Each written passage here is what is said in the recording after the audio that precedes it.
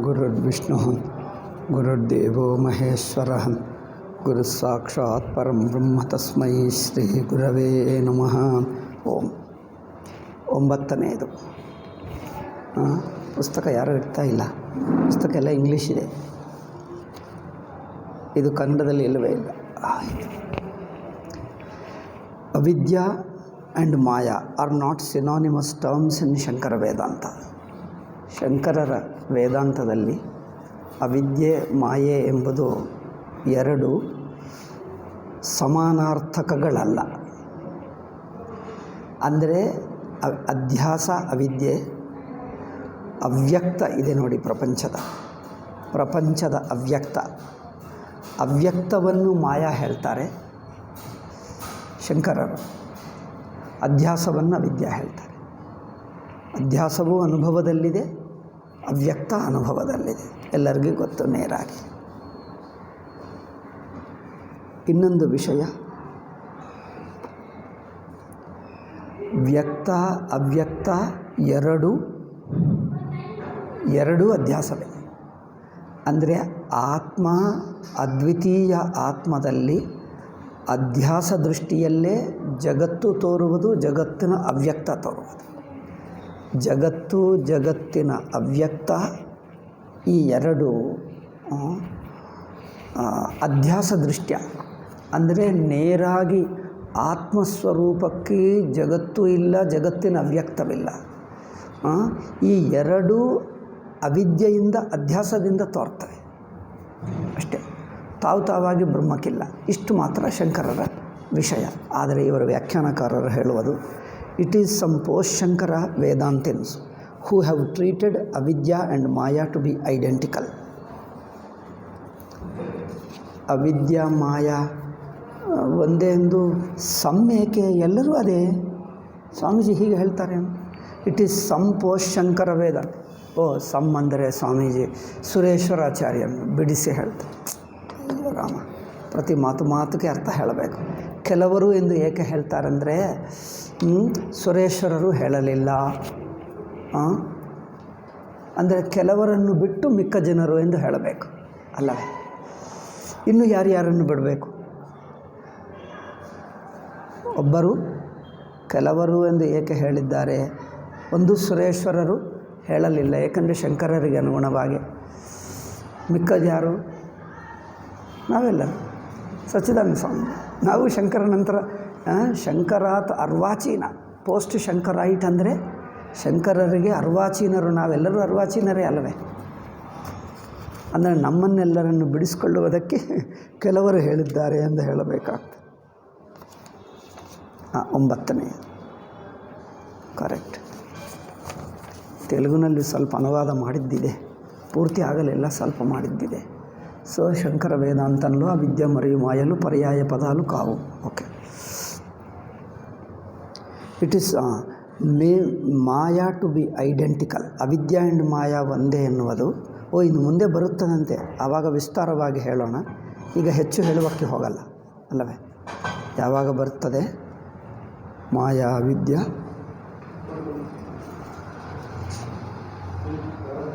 ಅಲ್ಲಿ ಸ್ವಲ್ಪ ಹೇಳ್ತಾರೆ, ಅಲ್ಲೇ ಹೇಳೋಣ.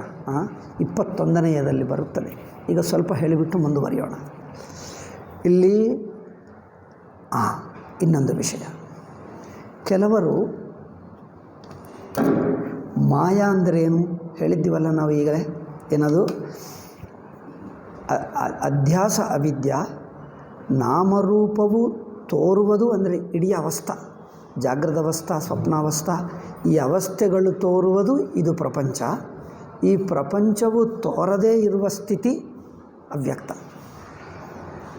ತೋರದೇ ಇರುವ ಸ್ಥಿತಿ ಅಂದರೆ ಜ್ಞಾತೃಜ್ಞೇಯ ಎಂಬ ವಿಂಗಡವಿಲ್ಲ. ನಾನು ನೀನು, ಅಹಂ ಇದಂ ಎಂದು ವಿಂಗಡವಿಲ್ಲದೆ ಅಧ್ಯಾಸದಲ್ಲಿರುವಾಗಲೇ, ಅವಿದ್ಯಾದೃಷ್ಟಿಯಲ್ಲಿರುವಾಗ ಸ್ವಲ್ಪ ಹೊತ್ತು ಜಗತ್ತಿಲ್ಲದಿದ್ದರೆ, ತೋರದಿದ್ದರೆ ಅದು ಅವ್ಯಕ್ತ. ತೋರದೆ ಹೋಗ್ತದೆ ಮತ್ತು ತೋರ್ತದೆ, ತೋರದೆ ಹೋಗ್ತದೆ, ತೋರ್ತದೆ ಅಷ್ಟೇ. ಬಟ್ ಎರಡು ಅಧ್ಯಾಸದಲ್ಲೇ, ಅವಿದ್ಯದಲ್ಲಿ. ಅವಿದ್ಯಾ ಅಂದರೆ ಪ್ರಪಂಚ ಇಟ್ಟುಕೊಂಡೇ ಅದು ತಾತ್ಕಾಲಿಕವಾಗಿ ಅವ್ಯಕ್ತ ಹೇಳ್ತೀವಿ. ಪ್ರಪಂಚ ಇಟ್ಕೊಂಡೇ ಅವ್ಯಕ್ತ. ಪ್ರಪಂಚವೇ ಇಲ್ಲ ಅಂದರೆ ಬ್ರಹ್ಮದೃಷ್ಟಿಗೆ ಎರಡೂ ಇಲ್ಲ. ಅದು ಬೇರೆ. ಆದರೆ ಕೆಲವರು ಏನು ಮಾಡಿದ್ದಾರೆ, nor has maya been treated as a statement of contradictions involving in our experience of the world and in our knowledge of it as some are tempted to explain. ಕೆಲವರು ಹೇಳ್ತಾರೆ ಮಾಯಾ ಅಂದರೆ ಏನಂದರೆ statement of contradictions in our experience of the world. ಪ್ರಪಂಚವನ್ನು ನಾವು ಅನುಭವಿಸುತ್ತಾ ಇರುವಾಗ ಪ್ರಪಂಚದಲ್ಲಿ ಎಷ್ಟೋ ಪರಸ್ಪರ ವಿರುದ್ಧ ಅನುಭವಗಳು ಕಂಡುಬರ್ತಾ ಇವೆ ಅಲ್ಲವೇ? ಇದು ಅರ್ಥ ಮಾಡಿಕೊಳ್ಳುವಾಗಲೂ ತುಂಬ ವಿರುದ್ಧಗಳು ಅನುಭವಕ್ಕೆ ಬರುತ್ತವೆ, ಅರ್ಥವಾಗಲ್ಲ. And our knowledge of it, ಇದನ್ನು ನೋಡಿ ಮಾಯಾ ಅಂದರೆ ಇದೆ ಎಂದು ಕೆಲವರು ಹೇಳ್ತಾರೆ ಎಂದು ಸ್ವಾಮೀಜಿ ಹೇಳಿದ್ದಾರೆ. ಸ್ವಾಮೀಜಿಗೆ ಸುಲಭ ಅಲ್ಲವೇ? ಸಂಕ್ಷಿಪ್ತವಾಗಿ ಹೇಳುವುದು, ತಪ್ಪಿಸಿಕೊಳ್ಳುವುದು ಸುಲಭ. ಈಗ ವ್ಯಾಖ್ಯಾನ ಮಾಡು ಅಂದರೆ ನಾನೆಲ್ಲರ ಹೆಸರಿಟ್ಟು ಹೇಳಬೇಕಾಗ್ತದೆ, ನಾನು ಕೆಟ್ಟವನಾಗಿ ಬಿಡ್ತೀನಿ ಅಲ್ಲವೇ? ಹೆಸರು ತಗೊಳ್ಳದೆ ಕೆಲವರು ಹೇಳ್ತಾರೆ ಅಂದರೆ ತಪ್ಪಿಸ್ಕೊಳ್ಳಬಹುದು.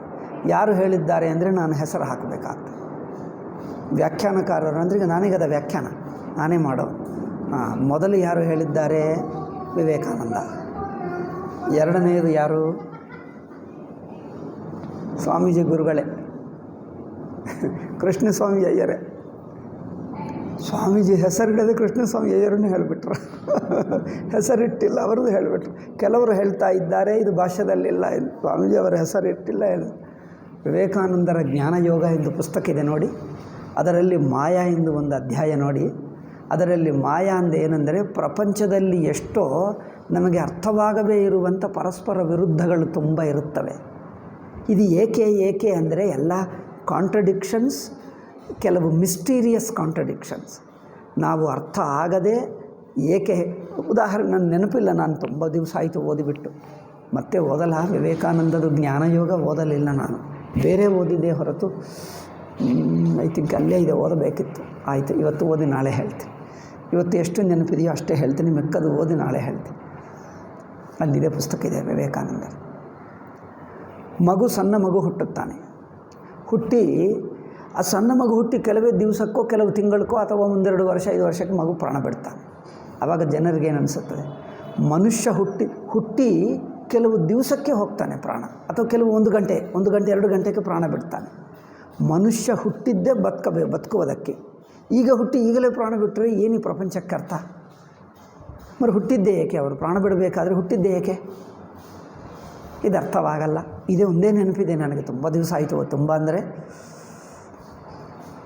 25-30 ವರ್ಷ ಆಗಿರ್ಬೋದು ಓದಿ, 30 ವರ್ಷ ಆಗಿರ್ಬೋದು ಓದಿ, ತುಂಬ ವರ್ಷ ಆಯಿತು. ನೀವೇ ಅಂದರೆ ಪ್ರಪಂಚದಲ್ಲಿ ಎಷ್ಟೋ ಪರಸ್ಪರ ವಿರುದ್ಧಗಳು ತುಂಬ ಇರುತ್ತವೆ. ಇನ್ನೊಂದು, ಮನುಷ್ಯ ತನಗೆ ಪ್ರೀತಿಯಿಂದ ತನ್ನ ಬೇಕು ಎಂದು ಮದುವೆ ಮಾಡ್ಕೊಳ್ತಾನೆ, ಮಕ್ಕಳು, ತನ್ನ ಜನರು, ಸ್ನೇಹಿತರು, ತನ್ನ ನೆಂಟರಿದ್ರು, ಮತ್ತು ಅವ್ರ ಜೊತೆಗೆ ಜಗಳ ಮಾಡ್ತಾನೆ, ಅವ್ರ ಬಿಂದೇ ಬೇಜಾರು ಮಾಡ್ಕೊಳ್ತಾನೆ, ಅವರೆಲ್ಲ ಆಡ್ತಾನೆ. ಇದು ಏನರ್ಥ? ಇದಕ್ಕೆ ಎಲ್ಲ ಕಡೆ ಅದೇ ನಡೀತು. ಎಲ್ಲಿ ಪ್ರೇಮ ಇರುತ್ತದೋ ಅಲ್ಲೇ ಜಗಳ. ಇದು ಏನಪ್ಪ? ಅವರ ಮೇಲೇ ಪ್ರೀತಿ ಎಂದು ಹೇಳ್ತಾನೆ, ಮತ್ತು ಪ್ರೀತಿ ಇರೋ ಜನರ ಮೇಲೇ ಜಗಳ ಮಾಡ್ತಾನೆ, ಅವ್ರ ಮೇಲೇ ಕೋಪ ಮಾಡ್ತಾನೆ. ಇದು ವಿಚಿತ್ರ ನೋಡಿ. ಯಾರ ಮೇಲೆ ನಿಮಗೆ ಪ್ರೀತಿ ಇಲ್ಲವೋ ಅವ್ರ ಮೇಲೆ ಕೋಪನೇ ಮಾಡಲ್ಲ, ಯಾರನ್ನು ಪ್ರೀತಿ ಮಾಡ್ತೀವೋ ಅವರನ್ನೇ ಕೋಪ ಮಾಡ್ತೀವಿ. ಇವರು ಹೇಳ್ತಾರೆ, ಮತ್ತು ಪ್ರೀತಿ ಎಲ್ಲಿರುತ್ತದೋ ಅವ್ರ ಮೇಲೇ ಕೋಪ ಮಾಡೋದು, ಇದು ಏನಪ್ಪ? ಇದು ಮಾಯೆ ಅಂತ ಹೇಳ್ತಾರೆ ವಿವೇಕ. ಅಂದರೆ ಜೀವನದಲ್ಲಿ ಕೆಲವು ಮಿಸ್ಟೀರಿಯಸ್ ಅಂದರೆ ಏಕೆ ಎಂದು ಹೇಳೋಕ್ಕಾಗಲ್ಲ. ಕಾಂಟ್ರಡಿಕ್ಷನ್ಸ್ ಇಂಥದ್ದು 1-2 ನೆನಪಿವೆ, ಇನ್ನೂ ನೆನಪಿಸ್ಕೊಳ್ಳಬೇಕು, ಬರ್ತಾ ಇಲ್ಲ. ಓದಬೇಕು. ಒಂದು ವಿವೇಕಾನಂದ ಪುಸ್ತಕದಲ್ಲಿ ಪ್ರಪಂಚದಲ್ಲಿ ಅನೇಕ ವಿರುದ್ಧಾಂಶಗಳು ತುಂಬ ಹೇಳಿದ್ದಾರೆ. ಅವರು ದೊಡ್ಡ ಲಿಸ್ಟೇ ಮಾಡಿಬಿಟ್ರು, 1 4 2-3 ಪೇಜಿಗಳು. ವಿವೇಕಾನಂದದ ನೋಡಿಕೊಂಡು ಹೇಳಿದ್ದರೋ ಅಥವಾ ಇವರಿಗೆ ಹೊಳೆಯಿತೋ ಗೊತ್ತಿಲ್ಲ. ಕೃಷ್ಣಸ್ವಾಮಿ ಅಯ್ಯರು ಸ್ವಲ್ಪ ಹಾಗೆ ಹೇಳ್ತಾನೆ ತನ್ನ ಪುಸ್ತಕದಲ್ಲಿ. ಯಾವ ಪುಸ್ತಕ ಅದು? ವೇದಾಂತ ದ ಸೈನ್ಸ್ ಆಫ್ ರಿಯಾಲಿಟಿ. ಒಂದು ಇಂಗ್ಲೀಷ್ ಪುಸ್ತಕ ಇದೆ, ಅದನ್ನು ಕನ್ನಡಕ್ಕೆ ಅನುವಾದ ಮಾಡಿ ಆಯ್ತದು, ಕನ್ನಡಕ್ಕೆ ಮಾಡಿಬಿಟ್ರು. ಅದರಲ್ಲಿಯೂ ಹಾಗೆ ಹೇಳಿದ್ದಾರೆ.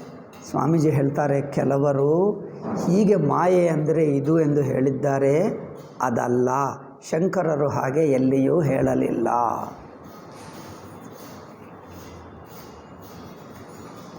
ಇಡೀ ಜಗತ್ತೇ ಮಾಯೆ ಎಂದು ಹೇಳಿದಾಗ ಈ ಕೆಲವು ವಿರುದ್ಧಗಳೇ ಮಾಯೆ ಏಕೆ ಹೇಳುವುದು? ಪಂಚಭೂತಗಳು ಮಾಯೆ ಅಲ್ಲವಾ? ನಾಮರೂಪಗಳು, ದೇಹೇಂದ್ರಿಯ ಮನಸ್ಸುಗಳು ಮಾಯೆ ಅಲ್ಲವಾ? ನಮಗೆ ದೇಹದಿಂದ ದುಃಖ ಆಗ್ತದೆ, ದೇಹ ಬಿಡುವುದು ಮಾತ್ರ ಇಷ್ಟವಿಲ್ಲ. ಇದಕ್ಕೇನರ್ಥ? ಇದು ಮಾಯೆ ಎಂದು ಹೇಳಿ. ಅಂದರೆ ಯಾವುದು ಅರ್ಥವಾಗದೆ ವಿರುದ್ಧವಿರುತ್ತದೆ ಅದು ಮಾಯೆ ಎಂದು ಹೇಳಿ. ಒಂದು ಕೋತಿ ಇತ್ತಂತೆ. ಅವನೇನು ಕೋತಿ ಬರುತ್ತದೆ, ಬಂದು ಏನೋ ಗಲಾಟೆ ಮಾಡ್ತದೆ. ಇವನು ಹೊಡೆಯೋಕ್ಕೆ ಹೋದರೆ ಓಡಿ ಹೋಗ್ತದೆ. ಈಗ ಏನು ಮಾಡಬೇಕು? ಕೋತಿಯನ್ನು ಹಿಡಿಯಬೇಕೆನ್ನೊಂದು ಉಪಾಯ ಮಾಡಿದ. ಏನು ಮಾಡಿದ? ಭೂಮಿಯಲ್ಲಿ ಒಂದು ಒಳ್ಳೆಯದ ಗಟ್ಟಿ ಏನದು ಮೆಟಲ್ ಲೋಹದ ಪಾತ್ರದಲ್ಲಿ ಅದರ ಬಾಯಿ ಮಾತ್ರ ಸಣ್ಣದು, ಒಂದು ಕೈ ಹೀಗಿಟ್ಟರೆ ಹೋಗ್ತದೆ ಅಲ್ಲ, ಸ್ವಲ್ಪ ಅಗಲ ಮಾಡಿದ್ದರೆ ಹೋಗಲ್ಲ. ಆ ಬಾಯಿ ಅಷ್ಟೇ ಇದೆ ಆ ಪಾತ್ರಕ್ಕೆ. ಅದರಲ್ಲಿ ಏನು ಹಾಕಿದ? ಏನು ಹೇಳ್ತಾರೆ?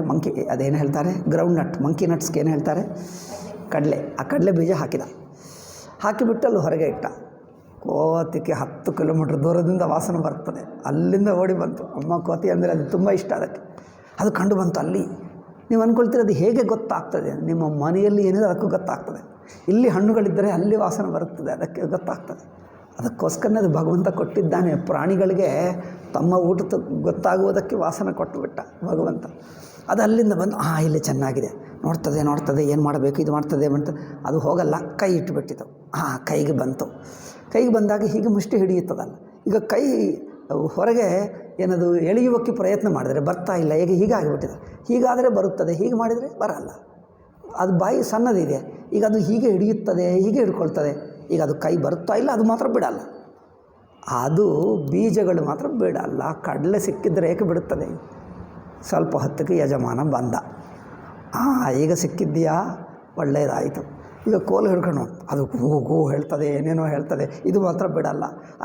ಅಲ್ಲಿಂದ ಇಲ್ಲಿಗೆ ಹೋಗ್ತದೆ ಹೊರತು ಹೋಗಲ್ಲ. ಇವನು ಹೊಡೆಯೋಕ್ಕೆ ಬಂದ. ಅದು ಇನ್ನೂ ಅವ್ರ ಮೇಲೆ ಏನೋ ಕಿರ್ಚುತ್ತದೆ ಹೊರತು ಇದು ಬಿಟ್ಟರೆ ಹೋಗಬಹುದೇ. ಇವನೊಂದು ಹೊಡೆಯುತ್ತಾ ಇದ್ದಾನೆ, ನೋವಾಗ್ತಾ ಇದೆ, ಹೋಗೋಕ್ಕಾಗಲ್ಲ. ಹಾಗೆ ನಮ್ಮ ಜೀವನ ಸಂಸಾರ ಹಾಗೇ ಇದೆ. ದೇಹದಿಂದ ದುಃಖ, ದೇಹ ಮಾತ್ರ ಬಿಡಲ್ಲ. ದೇಹದಿಂದ ಎಷ್ಟು ದುಃಖ ಬಂದರೂ ಅಯ್ಯೋ, ಕೆಲವರು ಹೇಳುತ್ತಿದ್ದರು ನನಗೆ ಚಿಕ್ಕನಾಗಿರುವಾಗ, ಆ ಮುದುಕರು ಹೇಳುತ್ತಿದ್ದರು ಬಂದು, ಅಯ್ಯೋ ಭಗವಂತ ನನಗೆ ಏನು ಮೃತ್ಯು ಆದರೂ ಕೊಟ್ಟಿಲ್ಲ ಅಲ್ಲವೇ, ನನಗೆ ಸಾವು, ಅದೇನು ಹೇಳ್ತಾರೆ ಕನ್ನಡದಲ್ಲಿ, ಸಾವು ಹೇಳ್ತಾರಾ? ಸಾವು ಹೇಳಬಹುದಾ? ಸಾವಾದರೂ ಕೊಡ್ತಾ ಇಲ್ಲ ಭಗವಂತ ಎಂದು ಕೇಳುತ್ತಿದ್ದರು. ನಾನು ಅಂದ್ಕೊಂಡೆ ಹಾಗೆ ಯೋಚನೆ ಮಾಡ್ತಾರಾ? ಕೆಲವರು ಹೇಳ್ತಾರೆ ಮುದುಕರಿಗೆ ಹಾಗೆ ಯೋಚನೆ ಬರುತ್ತದೆ ಎಂದು ಹೇಳುತ್ತಿದ್ದರು. ನಾನು ಸಣ್ಣನಾಗಿರುವಾಗ ನೋಡುತ್ತಿದ್ದೆ. ಅಂದರೆ ಮುದುಕರಿಗೆ ಹಾಗೆ ಅನಿಸುತ್ತದಂತೆ, ಅಯ್ಯೋ ಭಗವಂತ ಯಾವಾಗ ಮರಣ ಕೊಡ್ತಾನೆ, ನಾನು ಹೋಗಬೇಕು ಎಂದು. ಆದರೆ ನಿಜವಾಗಿ ಮರಣ ಬಂದರೆ ಅಮ್ಮ ನೀವು ಹೋಗಲ್ಲ ಎಂದು ಹೇಳ್ತಾರೆ ಅಲ್ಲವೇ. ಮರಣ ಬಂದರೆ ಅಮ್ಮಮ್ಮ ಔಷಧಿ ಬೇಕು, ಅದು ಬೇಕು, ಅಯ್ಯೋ ನನಗೂ ಮರಣ ಬಂದಿದೆ ಬೇಜಾರು ಮಾಡ್ಕೊಳ್ತಾರೆ. ನಾವು ಸಾಯಬಾರದು, ಒಂದು ಸೈಡು ಸಾಯಬಾರದು ಅಂದ್ಕೊಳ್ತಾನೆ. ಮತ್ತು ದುಃಖ ಬಂದರೆ ಅಯ್ಯೋ ನನಗೆ ಮರಣ ಬೇಕು. ಇದು ಏನಪ್ಪ? ದುಃಖ ಬರುತ್ತದೆ, ಶರೀರದಿಂದಲೇ ದುಃಖ, ಪ್ರಾಣ ಬಿಡುವುದಕ್ಕೆ ಮಾತ್ರ ಇಷ್ಟವಿಲ್ಲ. ಇಂಥದ್ದು ಅನೇಕ ವಿರೋಧಗಳಿವೆ. ಈ ವಿರೋಧಗಳನ್ನೇ ಮಾಯೆ ಎಂದು ವಿವೇಕಾನಂದ ಹೇಳಿಬಿಡ್ತಾರೆ. ಕೃಷ್ಣಸ್ವಾಮಿಯರು ಸ್ವಲ್ಪ ಹಾಗೆ ಹೇಳಿದ್ದಾರೆ. ಶಂಕರರು ಮಾತ್ರ ಮಾಯೆ ಅಂದರೆ ಹುಸಿ ತೋರಿಕೆ, ಅಂದರೆ ಅಧ್ಯಾಸ, ತಪ್ಪು ತಿಳುವಳಿಕೆಯಿಂದ ಏನೇನು ತೋರುತ್ತದೋ ತೋರುವ ದ್ವೈತವೆಲ್ಲವೂ ಮಾಯೆ. ಪ್ರಪಂಚದ ಒಳಗಿನ ಕೆಲವು ಘಟನೆಗಳನ್ನು ವಿರುದ್ಧವಾದ ಕಾಂಟ್ರಡಿಕ್ಷನ್ಸು ಮಾತ್ರ ಮಾಯೆ ಎಂದು ಹೇಳಲಿಲ್ಲ. ಅದು ಮಾಯಿಕ ಜಗತ್ತಿನಲ್ಲಿ ಕೆಲವು ವಿರೋಧಗಳು ಅಷ್ಟೇ. ಅಷ್ಟು ಮಾತ್ರದಿಂದ ಅವುಗಳನ್ನೇ ಮಾಯ ಎಂದಲ್ಲ, ಇಡೀ ಜಗತ್ತೇ ಮಾಯೆ. ಜ್ಞಾತೃಜ್ಞೇಯ ರೂಪ ಸಕಲ ತೋರಿಕೆನೂ ಮಾಯನೇ. ಅಂದರೆ ಅಧ್ಯಾಸದಿಂದ ತೋರುವ ದ್ವೈತ ಪ್ರಪಂಚವೆಲ್ಲ ಮಾಯೆ ಆ ಅರ್ಥದಲ್ಲಿ ಅಷ್ಟೇ. ಇದಕ್ಕೆ ಮರವರು ಹಾಗೆ ತಪ್ಪೇಕೆ ತಿಳ್ಕೊಂಡರು? ಪರಸ್ಪರ ವಿರುದ್ಧವನ್ನೇ ಮಾಯೆ ಎಂದು ಏಕೆ ಹಾಗೇಕೆ ವ್ಯಾಖ್ಯಾನ ಮಾಡಿದ್ದಾರೆ ಅಂದರೆ, ಅದಕ್ಕೆ ಸ್ವಾಮೀಜಿ ಕಲ್ಪನೆ ಮಾಡ್ತಾನೆ. ಹೀಗೆ ಆಗಿರಬಹುದು. The word anirvachaniya may have been perhaps responsible for the formulation of such a theory. ಅಂದರೆ ಮಾಯಾ ಅಂದರೆ ಹೀಗೆ ಒಂದು ಅನಿರ್ವಚನೀಯ ಎಂದು ಪದ ಶಂಕರರು ಬಳಸಿದ್ದಾರೆ. ಈ ಅನಿರ್ವಚನೀಯ ಎಂಬುದೇನುವುದು ಅಲ್ಲೇ ಹೇಳೋಣ ಎಂದು 21ನಲ್ಲಿ, ಆವಾಗ ವಿಸ್ತಾರ 2.5 ಪೇಜುಗಳು. 1 ದಿವಸ ಆಗ್ತದೋ 2 ದಿವಸ ಆಗ್ತದೋ ಆವಾಗ ಹೇಳೋಣ. ಎಷ್ಟೋ ವಿಷಯಗಳು ನಮ್ಮ ಪಾಠದಲ್ಲಿ ಮೊದಲೇ ಹೇಳಿದ್ದೇವೆ ನಾವು, ಈ ವಿಷಯಗಳೆಲ್ಲ ಅಲ್ಲವೇ. ಅದೇ ವಿಷಯ ಬೇರೆ ಏನು ಹೇಳ್ತೀವಿ, ಹಿಂದೆ ಹೇಳಿದ್ದೆ ಎಷ್ಟೋ ವಿಷಯಗಳು ಹೇಳಿದ್ದೇವೆ ನಾವು. ಈ ನಾಮರೂಪಗಳನ್ನು ವ್ಯಾಖ್ಯಾನಕಾರರು ಅನಿರ್ವಚನೀಯ ಎಂದು ಹೇಳಿದ್ದಾರೆ. ಅನಿರ್ವಚನೀಯ. ಈ ಅನಿರ್ವಚನೀಯ ಎಂಬ ಮಾತಿಟ್ಟುಕೊಂಡು ಅವರೇನು ಹೇಳಿದ್ದಾರೆ ಅಂದರೆ, ಅನಿರ್ವಚನೀಯ ಅಂದರೆ ಅನಿರ್ವಚನೀಯ ಎಂದು ಮಾತು ನೋಡಿ, ಅನಿರ್ವಚನೀಯ ಎನ್ನುವುದು ಶಂಕರರು ಯಾವ ಅರ್ಥದಲ್ಲಿ ಹೇಳಿದ್ದಾರೆ? ಜಗತ್ತಾಗಲಿ ಜೀವಭಾವ ಆಗಲಿ ಪೂರ್ತಿ ಪರಮಾತ್ಮ ಅಲ್ಲ, ಪರಮಾತ್ಮಕ್ಕಿಂತ ಬಿಡಿಯಾಗಿಲ್ಲ. ಇಷ್ಟೇ ಅನಿರ್ವಚನೀಯ ಅಂದರೆ ಅನೇಬಲ್ ಟು ಡಿಫೈನ್. ಇದನ್ನು ನಿರ್ವಚನ ಮಾಡೋಕ್ಕಾಗಲ್ಲ, ಅಂದರೆ ಇದೋ ಹೇಳೋಕ್ಕಾಗಲ್ಲ. ಯಾವುದು ಹೇಳೋಕ್ಕಾಗಲ್ಲ ಎನ್ನುವುದು ಎರಡೇ ಕ್ಯಾಟಗರಿಗಳು. ಪೂರ್ತಿ ಬ್ರಹ್ಮ ಎಂದು ಹೇಳೋಕ್ಕಾಗಲ್ಲ, ಬ್ರಹ್ಮಕ್ಕಿಂತ ಬಿಡಿ ಎಂದು ಹೇಳೋಕ್ಕಾಗಲ್ಲ. ಎರಡು ಆಪ್ಷನ್ಸ್. ವಿಕಲ್ಪಗಳು ಓನ್ಲಿ 2 ಆಪ್ಷನ್ಸ್, 2 ವಿಕಲ್ಪಗಳು. ಬ್ರಹ್ಮನೇ ಹೇಳೋಕ್ಕಾಗಲ್ಲ, ಯಾಕಂದರೆ ಜಗತ್ತೇ ಬ್ರಹ್ಮ ಅಲ್ಲ. ಈ ತೋರುವ ಜಗತ್ತು ದ್ವೈತ ಜಗತ್ತು ಅಥವಾ ಜೀವಭಾವವೇ ಬ್ರಹ್ಮ ಅಲ್ಲ. మరి ಬ್ರಹ್ಮ ಅಲ್ಲ ಅಂದರೆ ಬ್ರಹ್ಮಕ್ಕಿಂತ ಹೊರಗಿಂದ ಅಂದರೆ ಬ್ರಹ್ಮಕ್ಕಿಂತ ಹೊರಗೆ ಏನೂ ಇಲ್ಲ, ಎಲ್ಲವೂ ಬ್ರಹ್ಮವೇ. ಎಲ್ಲವೂ ಬ್ರಹ್ಮವೇ ಆಗುವುದರಿಂದ ಜಗತ್ತಾಗಲಿ ಜೀವ ಆಗಲಿ ಇದನ್ನೇ ಬ್ರಹ್ಮ ಹೇಳೋಕ್ಕಾಗಲ್ಲ, ಬ್ರಹ್ಮವನ್ನು ಬಿಟ್ಟು ಇಲ್ಲ. ಇದು ಏನು ಹೇಳಬೇಕಪ್ಪ ಅಂದರೆ, ಈಗ ಈ ತರಹ ಇದೇ ಬ್ರಹ್ಮ ಎಂದು ಹೇಳೋಕ್ಕಾಗಲ್ಲ, ಬ್ರಹ್ಮವನ್ನು ಬಿಟ್ಟು ಹೊರಗಿಂದ ಅಲ್ಲ. ಪಾತ್ರ ಇದೆ ನೋಡಿ, ನಾಟಕ ಪಾತ್ರ ನಟಕ್ಕಿಂತ ಹೊರಗಿನ, ನಟಕ್ಕಿಂತ ಬೇರೆನಾ? ನಟಕ್ಕಿಂತ ಬೇರೆ ಹೇಳೋಕ್ಕಾಗಲ್ಲ. ನಟನೇ ಪಾತ್ರನ ಅಂದರೆ ನಟನೂ ಪಾತ್ರ ಅಲ್ಲ, ನಟನಿಗೆ ಪಾತ್ರವೇ ಇಲ್ಲ. ನಟನ ಅನುಭವ ದೃಷ್ಟಿಗೆ ಪಾತ್ರ ಇಲ್ಲ. ಪೂನಿ ಪಾತ್ರ ಬೇರೆ ಏನಾದರೆ ಬೇರೆ ಇಲ್ಲ, ನಟನ ಮೇಲೇ ಇದೆ, ನಟನಲ್ಲೇ ಇದೆ, ನಟನಲ್ಲೇ ಇರುತ್ತದೆ. ಆದರೆ ನಟನೇ ಪಾತ್ರ ಅಲ್ಲ, ಪಾತ್ರ ನಟನನ್ನು ಬಿಟ್ಟು ಇಲ್ಲ. ಇದನ್ನು ಏನು ಹೇಳ್ಬೋದು? ಆ ತರಹ ಅಧ್ಯಸ್ಥ ನಾಮರೂಪ ಅನಿರ್ವಚನೀಯವಾಗುತ್ತದೆ. ಅವಿದ್ಯೆಯಿಂದ, ತಪ್ಪು ತಿಳುವಳಿಕೆಯಿಂದ ನಟನಲ್ಲಿ ತೋರುವ ಪಾತ್ರ ಪೂರ್ತಿ ನಟನೇ ಎಂದು ಹೇಳೋಕ್ಕಾಗಲ್ಲ. ಏಕೆಂದರೆ ನಟ ಎಂದಿಗೂ ಪಾತ್ರದಲ್ಲೇ ಇರ್ತಾನೆ. ಸ್ವಲ್ಪ ಹೊತ್ತು ನಂತರ ನಾಟಕ ಬಿಡ್ತಾನೆ, ಸಾಮಾನ್ಯ ನಟನಾಗಿ ಬಿಡ್ತಾನೆ. ಅದರಿಂದ ಎಂದಿಗೂ ಇಲ್ಲ. ಓಕೆ, ಎಂದಿಗೂ ಇಲ್ಲ ಅಂದರೆ ನಟನ ದೃಷ್ಟಿಗೆ ಪಾತ್ರ ಇಲ್ಲ ಅಂದರೆ ಹೊರಗಿನಿಂದ ತಂದು ಹಾಕ್ಕೊಂಡಿದ್ದ ಅಂದರೆ ಹೊರಗೆ ಇಲ್ಲವೇ ಇಲ್ಲ. ಹೊರಗಿನಿಂದ ಬಂದು ತನ್ನ ಹೊರಗೆ ಇಲ್ಲ, ತಾನೇ. మరి ತಾನೇ ಅಂದರೆ ತನ್ನಲ್ಲಿದೆಯಾ? ಇಲ್ಲ. మరి ಇದೇನಪ್ಪ ಅಂದರೆ ಹೌದು, ತಾನೇ ಅಲ್ಲ, ತನಗಿಂತ ಬೇರೆ ಅಲ್ಲ. ಹಾಗೆ ಅದು ಇದು ಎಂದು ಹೇಳಕ್ಕಾಗದೇ ಇರುವ ಸ್ಥಿತಿಗೆ ತತ್ವ ಅನ್ಯತ್ವಾಭ್ಯಾಮ್ ಅನಿರ್ವಚನೀಯ. ಇದು ನೋಡಿ, ಈಗ ಅರ್ಥವಾಯ್ತಲ್ಲ. ಈ ತರಹನೇ ಶಂಕರರು ಇಷ್ಟೇ ಹೇಳಿದ್ದಾರೆ. ಈಗ ಇದನ್ನು ನೋಡಿಕೊಂಡು ವ್ಯಾಖ್ಯಾನಕಾರರು ಅನಿರ್ವಚನೀಯ ಅಂದರೆ ಏನು? ಜಗತ್ತು ಇದೆ ಎಂದು ಹೇಳೋಕ್ಕಾಗಲ್ಲ, ಇಲ್ಲ ಎಂದು ಹೇಳೋಕ್ಕಾಗಲ್ಲ, ಹೀಗೆ ಬದಲಾಯಿಸಿಬಿಟ್ಟರು. ಜಗತ್ತು ಇದೆ ಎಂದು ಹಾವೆಂದರೆ ಏನು?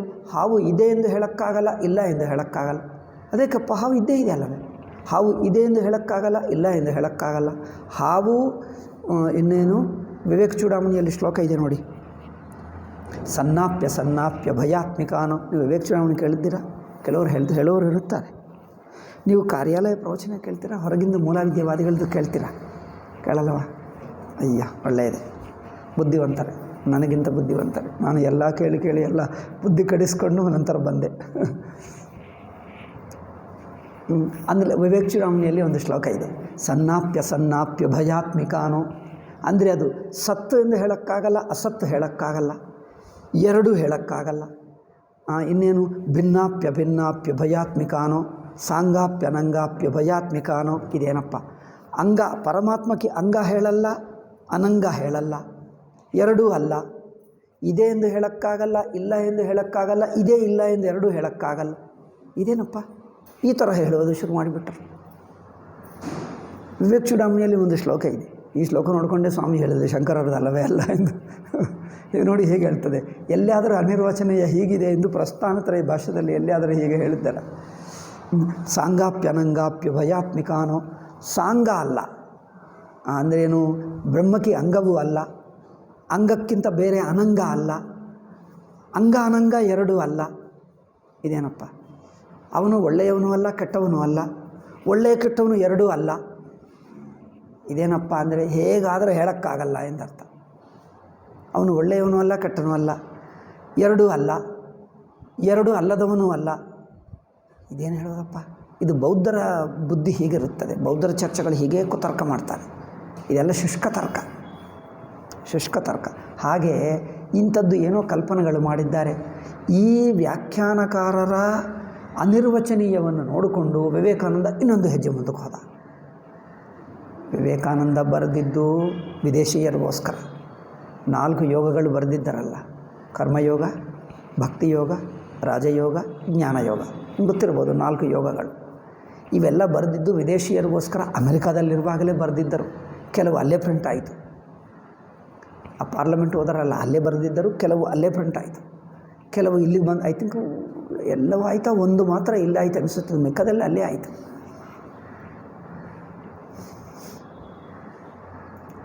ಆದ್ದರಿಂದ ಅವರಿಗೆ ಅರ್ಥವಾಗಬೇಕಂದ್ರೆ ಅವ್ರ ಜಗತ್ತೆಲ್ಲ ಸತ್ಯವಾದಿಗಳಲ್ಲವೇ ಅದೇನು ಬೈಬಲು ಕುರಾನು ಅವರಿಗೆಲ್ಲ ಅವ್ರಿಗೆ ಅರ್ಥವಾಗ. ಮೊದಲು ಪ್ರಪಂಚ ನಾವು ತೋರುವಂಥದ್ದು ಹೇಗೆ ತೋರ್ತಾ ಇದೆಯೋ ಹಾಗೆ ಸತ್ಯವಲ್ಲ. ಇದರಲ್ಲಿ ತುಂಬ ಪರಸ್ಪರ ವಿರೋಧಗಳಿವೆ ಅಂದರೆ ಏನು ಮಾಡ್ತೀರಿ? ವಿರೋಧವನ್ನು ಪರಿಹಾರ ಮಾಡಬೇಕಂದ್ರೆ ಇನ್ನೊಂದು ಮೇಲೆ ಮಟ್ಟಕ್ಕೆ ಹೋಗಬೇಕು. ಇಬ್ಬರು ಪರಸ್ಪರ ಜಗಳ ಮಾಡ್ತಾ ಇರುವವರಿಗೆ ಪರಸ್ಪರ ಸಾಮರಸ್ಯನ ಹೇಳ್ತಾರೆ. ಸಾಮರಸ್ಯ ಬೇಕು ಅಂದರೆ, ಹಾರ್ಮೋನಿ ಬೇಕು ಅಂದರೆ ಏನು ಮಾಡ್ತೀರಿ? ನಾನು ನೀನು ಎಂದು ಅಭಿಮಾನವಿರುವವರೆಗೂ ಸಾಮರಸ್ಯ ಇರುವುದಿಲ್ಲ. ನಾನು ನೀನು ಎಂದು ಅಭಿಮಾನವಿಟ್ಕೊಂಡ್ರೆ ಪರಸ್ಪರ ಜಗಳ ಆಗುತ್ತದೆ. ಇಬ್ಬರು ನಾನು ನೀನು ಎಂದು ಇಬ್ಬರೂ ಅಭಿಮಾನ ಬಿಟ್ಟು ಇಬ್ಬರು ಮೇಲೆ ಮಟ್ಟಕ್ಕೆ ಬಂದರೆ ಆ ಮಟ್ಟದಲ್ಲಿ ಸಾಮರಸ್ಯ ಆಗುತ್ತದೆ. ಹಾಗೆ ಪ್ರಪಂಚದಲ್ಲಿ ಎಷ್ಟೋ ಪರಸ್ಪರ ವಿರೋಧಗಳಿವೆ. ಈ ವಿರೋಧಗಳನ್ನು ದಾಟಿದ್ದರೆ ಸಂಸಾರ ಮುಗಿಯುತ್ತದೆ. ಈ ಅರ್ಥದಲ್ಲಿ ಹೇಳುವುದಕ್ಕೆ ಅವರಿಗೆ ಪ್ರಪಂಚದಲ್ಲಿರುವವರೆಗೂ ಎಷ್ಟೋ ವಿರೋಧಗಳಿರುತ್ತವೆ. ಈ ವಿರೋಧಗಳಿಗೆ ಪರಿಹಾರವೇ ಇಲ್ಲ. ಈ ಅರ್ಥದಲ್ಲಿ ಹೇಳುವುದಕ್ಕೋ ಏನೋ ಅವರು ಏನು ಹೇಳಿಬಿಟ್ರು ಅಂದರೆ, ಪ್ರಪಂಚದಲ್ಲಿ ಎಷ್ಟೋ ವಿರುದ್ಧಗಳನ್ನು ನೋಡಿ, ಪ್ರೀತಿಯಲ್ಲಿ ದ್ವೇಷ, ಎಲ್ಲಿ ಪ್ರೀತಿ ಇರುತ್ತದೋ ಅಲ್ಲೇ ಕೋಪ. ಇದು ವಿಚಿತ್ರ ನೋಡಿ. ಜನರು ಹೇಳ್ತಾರೆ ನಮ್ಮನ್ನೇ ಏಕೆ ಬೈಯುತ್ತಾನೆ, ನನ್ನ ಮೇಲೆ ಏನು ಸಿಟ್ಟು ಮಾಡ್ಕೊಳ್ತಾನೆ. ಜನರು ಹೇಳ್ತಾರೆ ನೋಡಿ, ನಾನು ಇಷ್ಟೆಲ್ಲ ಮಾಡಿದೆ ಆದರೂ ನನ್ನ ಮೇಲೆ ಸಿಟ್ಟು ಮಾಡ್ಕೊಳ್ತಾನೆ. ಮರಿ ಹೊರಗಿನವರು ಏನೂ ಮಾಡಲ್ಲ, ಅವ್ರಿಗೇನು ಹೇಳೋದೇ ಇಲ್ಲ ಅಲ್ಲವೇ?